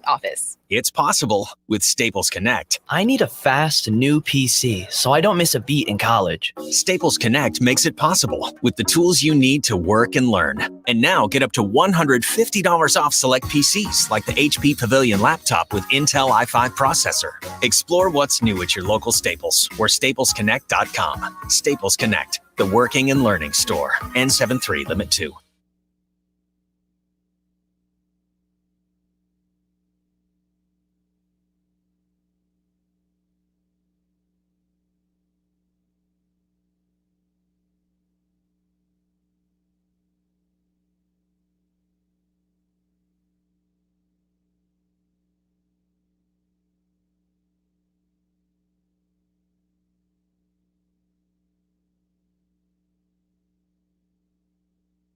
Hey, it's Mike Gill from the Sports Bash. If you're an advertising salesperson, how would you like to sell my show, The Sports Bash, here at 97.3 ESPN and Town Square Media? We're hiring new advertising salespeople to sell The Sports Bash, the #1 sports talk show in all of South Jersey at the #1 media company in South Jersey. Selling the Sports Bash is the job that will take you as far as you want to go. An excellent compensation package awaits you, as does a creative and fun working environment. So join the team on the Sports Bash and Town Square Media. It's truly the most advanced media company in all of South Jersey. Start or build upon your sales career by becoming a member of our team here at 97.3 ESPN and Town Square Media. If you're interested, apply at townsquaremedia.com. Click on careers. Town Square Media is an equal opportunity employer. Lowe's wants you to bring the whole family back together this July 4th. We have new lower prices on select bagged mulch starting at $2.88 a bag. And add some sizzle with $50 off select Weber Genesis gas grills. Make this holiday one worth remembering. The summer savings continue this July 4th, so stop by Lowe's in-store or online. Lowe's, home to any budget, home to any possibility. While supplies last, selection and product availability vary by location. Valid 6/24 through 7/7. U.S. only. Mulch offer excludes Alaska and Hawaii.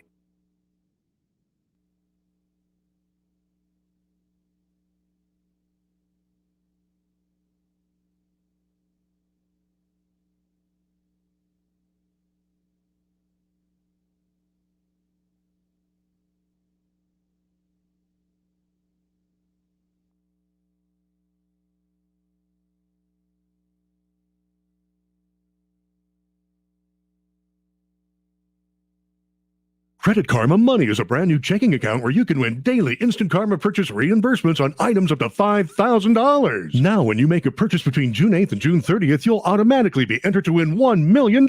Visit creditkarma.com/winmoney now to open your free account and start winning Instant Karma. That's creditkarma.com/winmoney. Instant Karma is sponsored by Credit Karma. No purchase necessary. Exclusions and terms apply. See rule. Banking services provided by MVB Bank, Inc., member FDIC. Maximum balance and transfer limits apply.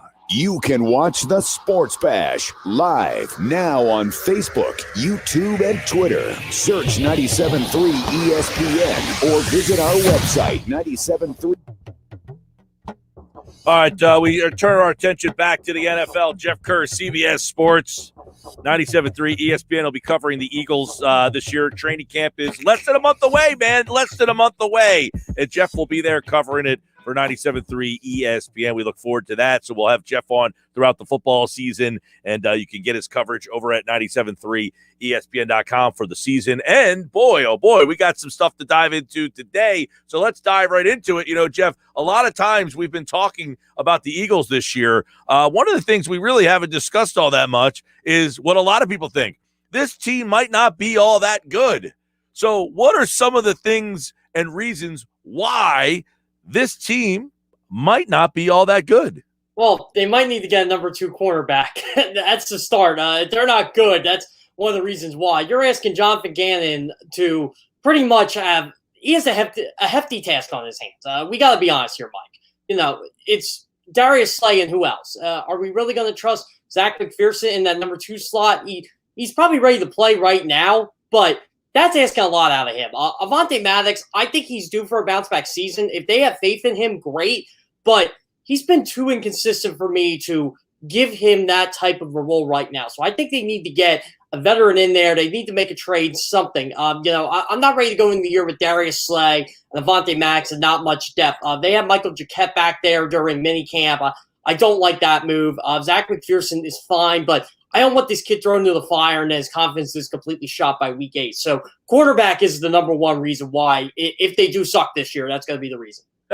So is that the only reason, though? Like, is this a good team outside of the cornerback flaws that they have? Where else are they less than adequate? Well, if you talk to Chris Sims, again, I don't want to mention the guy's name, but I have to.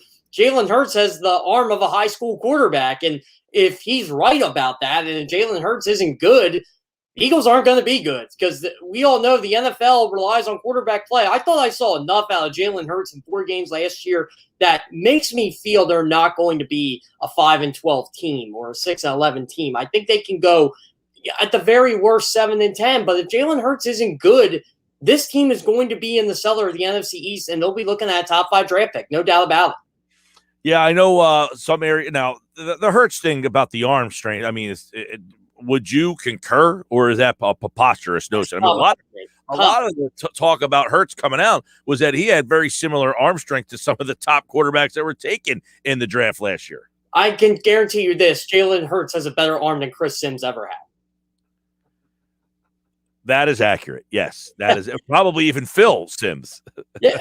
I don't want to bust on Phil Sims here because I am his colleague, but I can bust on Chris. Phil Sims is a good quarterback. I got to give Phil Sims his props, but he was good, but he didn't have this monster strong arm. No, he didn't. But he was very accurate, and you know what? He was very smart mentally. He was a great decision maker, and honestly, he would have had 2 Super Bowls if he didn't get that injury in 1990 that Jeff Hostetler led that team to the championship. That's how highly I thought of Phil Sims, and he's a good quarterback for the Giants for 8-9 seasons. I mean, I got to give the guy a lot of credit, but yeah, you're right. Was his arm strength not the strongest? No, but in today's NFL, it might have been just based on how they focus on that with quarterbacks. But to say Jalen Hurts has a weak arm, I think that's preposterous. I mean, I really do. I don't think we've seen enough of that yet. What I like about Jalen Hurts is, and again, this is not a criticism at all whatsoever. I see him as kind of a poor man's Lamar Jackson at this point. Like, he's a guy who doesn't have a high completion percentage, probably isn't that great right now on 15 to 25-yard passes, but he can create plays with his legs. He can extend the play. He can run an offense. And if it's a run-first offense where you can gain yards on the ground, and the Eagles averaged 5 yards per carry last year, I think he's set up for success. Jeff Kerr, CBS Sports, 97.3, covers the Eagles in the NFL. Now, you wrote about this today. We touched on it on Friday, the alternate helmets. So tell us why the Eagles and some of these other teams will not be wearing these throwbacks not this coming season, and maybe not the next season either. So the NFL already had their deadline for teams to submit their alternate uniforms for 2022, not 2021, 2022.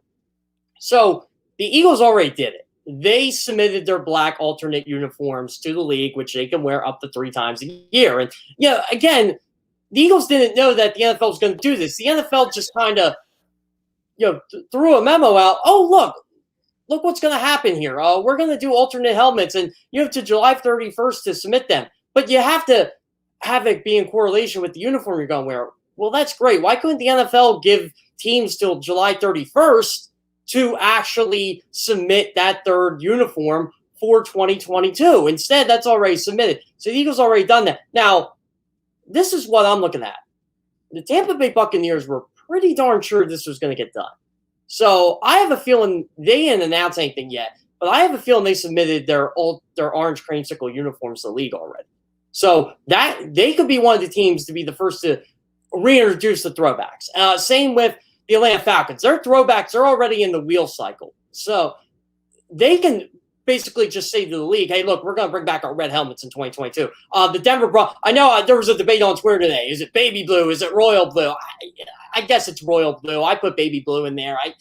I should know baby blue was the color of my high school color, but it is royal blue. So Denver, they're another team. They already got their throwbacks in there. All they have to do is submit a helmet. So teams like Atlanta and Denver, they should be set. Seattle, they can submit a gray helmet and wear that with their current uniform. That's fine. But the Eagles, no Kelly Green in 2022. We're not going to see it.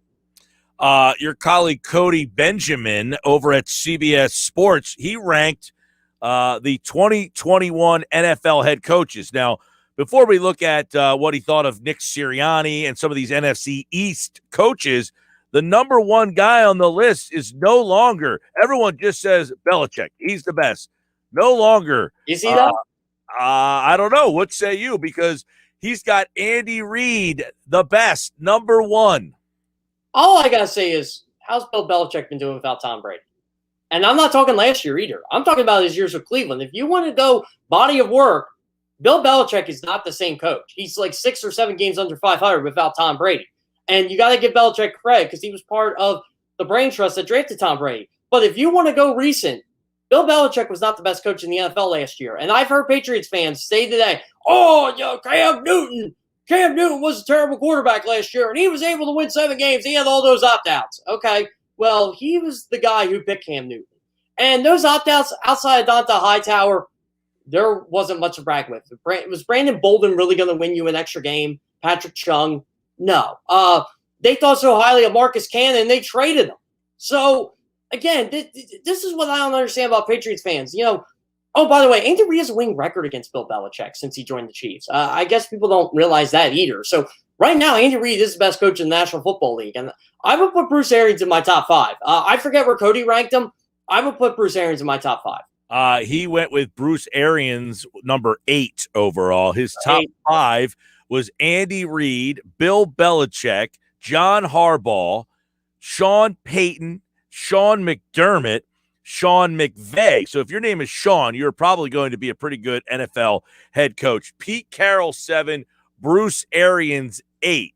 How about that? You got Sean McDermott with Eagles ties. Sean Payton coached for the Eagles at one point. John Harbaugh coached for the Eagles at one point, and so did Andy Reid. So 4 of the top 10 have come from this organization. Matt LaFleur was 9, and Mike Tomlin was number 10. Yeah, I can't argue with that top 5. I mean, Sean McDermott, look what he's done in Buffalo. Sean McDermott is pretty much a Super Bowl away from basically being probably considered the best coach in the league, if we want to be quite honest. I mean, that's how much he's turned around the Buffalo Bills. He's made 3 playoff appearances the last 4 years for a franchise that didn't make the playoffs since 1999. And look at what the Bills have done with Josh Allen. He's one of the best quarterbacks in football. So, yeah, I agree with Sean McDermott in the top 5. Sean Payton, obviously, body of work. We'll see what he does without Drew Brees. I have a feeling, though, he's proven over the last 2 years he can win without Drew Brees, as you saw with Teddy Bridgewater, as you saw with Taysom Hill last year. Saints are a really good team. I don't think they're going to slip much in 2020. I don't think they're going to win the division, but I think they're going to be right in the mix for a playoff spot because they are well coached. They have a great coach. They have a great coaching staff in place. And really, if Jameis Winston, if he wins the job and lives up to number 1 overall pick status that he was in 2015, we're really looking at something here. So, again, I can't argue with Sean Payton. Bill Belichick, again, I think body of work, you got to put him in the top 5. I mean, look what he's done. He's won 6 Super Bowls. You can't take that away from him. I think he's go ahead, Mike. No, I was going to say you can't. I mean, I think Belichick, look, it's funny you say this. He picked Cam Newton, and he picked him again this year. Exactly. From it. If I'm Bill Belichick, I honestly would just go with Mac Jones and take my lumps. I mean, really, Mac Jones is the future of your franchise. It's not Cam Newton. In the NFC East, you have Ron Rivera, 17, Mike McCarthy, 23, Joe Judge, 26, and Nick Sirianni, 27. Fair or unfair? I don't know where to rank Nick Sirianni because we haven't seen him coach. So I guess Nick Sirianni, 27, is fair. I like how Cody doesn't think as highly as Joe Judge. I don't think highly of him either. I really think he's more the Ray Rhodes type. Rah, rah, rah. Let's motivate. We're going to outwork you. Well, that's great. Outworking you works till teams get tired of it. And when do teams get tired of it? When they either A, are burn out, or B, start losing. And so I don't think too highly of Joe Judge right now. I know Giants fans like to toot their horn that they were 6-10 last year. Well, 6-10 isn't good. So yeah, I think that's fair for Joe Judge. Mike McCarthy, I mean, I guess you could put him higher based on the Super Bowl, but really, what has he done outside of that? I mean, the Packers are 15-1 and he lost their first playoff game. It's been a lot of questionable coaching decisions. I don't know. I can't trust Mike McCarthy, and I agree with Cody. I think Ron Rivera is far and away the best head coach in this division right now. Certainly the most. McCarthy has a Super Bowl. Rivera, I was to say, certainly the most accomplished, but then you forget McCarthy won that Super Bowl. But Rivera had a team that went to the Super Bowl. So you got those two guys who obviously have way more experience than the other two. Joe Judge, jury's out. Yeah, exactly. We don't know yet. We'll find out a little more about Joe Judge this year. And even then, I don't even know if I want to judge him after 2 years, to be quite honest with you. I always like to give 3 or 4 years for a head coach before you actually can him. I mean, unless the Giants go belly up this year, which I don't think that's going to happen. I mean, but say the Giants go 8-9 this year. That's not enough to can Joe Judge. I will say that's enough for improvement. That's enough for him to get another year. But there will be pressure on this guy to win football games this year. I'll tell you that much. Interestingly enough, Sirianni was 27th, Urban Meyer was 28th, and Robert Saleh was 29. Saleh was a guy that a lot of people thought maybe was one of the better head coaching hires, but Cody's saying no, he likes Sirianni better. I think it's more of his formula. I think he used offensive coaches kind of trump the defensive philosophy, and Robert Saleh has that defensive philosophy. Now, I know he brought Mike LaFleur over, related to Matt LaFleur, to be the offensive coordinator, and LaFleur's going to run the offense there. And that, look, maybe the Jets are set up for long-term success. They have an emerging rookie running back, and Michael Carter I really like. I really like their draft. I think they are doing the best job they can to set Zach Wilson up, but they're still the Jets, and we need to see progress here. Maybe Cody thinks Sirianni can turn the Eagles around quicker than anybody else because they have the offensive and defensive lines in place. I like what he said about Sirianni. He says, anyone who laughed at the puppy dog nervousness of his early press conferences may see this too high, but he was a prototypical hire for Jeffrey Lurie, whose track record of hiring head coaches is strong. At 40, he brings youth and energy to an offense that got stale fast, plus 3 years of rock-solid OC work under Frank Reich. The bar is also relatively low, despite the team winning it all in 2017. So you're right. It seems that he kind of likes the potential of Sirianni more so than some of the other new coaches. And that includes, I think Brandon Staley was the highest rank of new coaches. Art Smith, by the way, was 21. Yeah, Art Smith, I do like that hire for the Falcons. I just wish they would have kept Julio Jones so they could embrace the full power of an Arthur Smith offense. Titans had a really good offense since Ryan Tannehill has been the starting quarterback. Everybody wants to look at Derrick Henry, but man, you got to give credit where credit's due to how Arthur Smith really turned around Tannehill's career. Tannehill is one of the top 5 quarterbacks in football right now. All right, Jeff Kerr, follow him on Twitter for all the Eagles and NFL news. And, of course, you can read Jeff at CBS Sports. He's at Jeff Kerr CBS. He'll be covering the Eagles for this football season for 97.3 ESPN. We'll talk to Jeff throughout the football season, the offseason, and more. When Eagles news happens, Jeff will be all over it. He'll be at training camp. And I hope they're letting you guys back in the locker room this year. I hope so too. I mean, if they don't, they don't. But it'll be nice to be on that practice field and smelling that freshly cut grass, if you will. I'm just excited for Week 1. If you want to be quite honest, Mike. I'm excited for Week 1 of training camp because, as Sirianni has suggested, competition, and there is a lot of competition around this roster for this season. There's going to be a lot of fun and intriguing storylines I'm really looking forward to telling this year, especially with some of the younger players on this team. I feel like that because of all the Zoom meetings and stuff, we haven't really gotten a glimpse of these younger players yet. All right, Jeff Kerr at Jeff Kerr CBS, and he joined us here on the Sports Bash. Thanks, Jeff. Yep, sounds great. Thanks, Mike. All right, there he is, Jeff Kerr, back on Wednesday. We'll do more NFL with him. He will be all over the Eagles this year. We'll kind of get Jeff's perspective, different perspective on the Eagles. Has a national and local perspective. He covers the league nationally for CBS. He'll be covering the team locally for 97.3 ESPN. So we'll have a lot of insight from Jeff throughout this very season, the 2021 Philadelphia Eagles. Now, when we return, we got the sound of the day. It's brought to you by Matt Blatt Nissan. The all-new Matt Blatt, now open on the Black Horse Pike in Egg Harbor Township, next to Home Depot, online at mattblattnissan.com. I can't believe the show's almost over. It's crazy how fast today went. All those Ben Simmons trade stuff, too, we'll open those back up tomorrow. Got a lot of text messages on that conversation. This is the Sports Bash Live on 97.3 ESPN.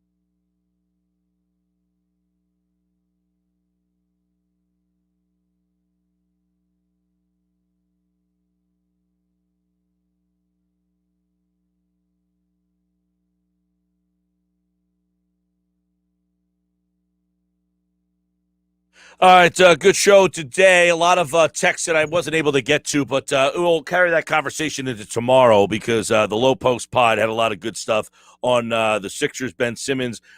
Minnesota badly interested in Ben Simmons. So don't fret. There are teams out there that are one man's trash is another man's treasure. You believe that Ben Simmons is trash, and many teams out there find him to be a treasure. Minnesota apparently is one of them. So if there's a deal to be made, you got the right guy pulling the trigger, right? Oh, Maury's 100% the right guy to pull the trigger. Yeah. In fact, I'm so glad he is the man pulling the trigger because I think the majority of Sixer fans out there are so irrational they couldn't make a trade life dependent on it. No. Well, they would trade Ben Simmons for a bag of socks. Bag of basketball, socks, maybe a McDonald's. By the way, meal. I've got about 45 text messages on this soccer game today. From your buddy? Oh, my God. I mean, they are involved. Do they have money on the line? I put out a poll question earlier. Soccer was on ESPN. Tennis is on ESPN2. And the Tour de France was on NBC Sports Network. Which of those are you into the most? My vote was Wimbledon, honestly. Really? All right. So the final results, 43%. Say soccer. UEFA, Euro 2020. The games have actually been pretty exciting today. A lot of high scoring, late scoring. I feel pretty comfortable saying that half the people who voted in that poll all have money on the game. That's why. Maybe. Not watching any of these, 27%. I can believe that. They're Wimbledon. listening to you, Mike. Possible. Wimbledon, 16%. Those are my people. And the Tour de France, who on my timeline, who on my Twitter feed is watching? 13% are watching the Tour de France. That's very questionable, people. Yeah, I mean, I have no interest in the Tour de France. I think those people are sketchy. I just don't, I mean, it just not me, man. It does nothing. What does it do? Oh, it's enduring. I mean, I get it. It's a tough race. I mean, I know what it is. I'm saying no. I respect the riders. I can respect you and never watch you. Did you see how it started? Yeah, they had that huge crash Yeah, over the guy weekend. ran into a sign. Yeah, they were at all over Sports Center. It was Yeah. hilarious. I think of these three, the soccer is highest on my list, believe it or not. That's fine. Wimbledon, there's not a player that draws me in anymore. What tennis player right now am I getting excited about? Roger Federer, Joker, Novak Djokovic. I mean, it's like every tournament, it's the same two guys.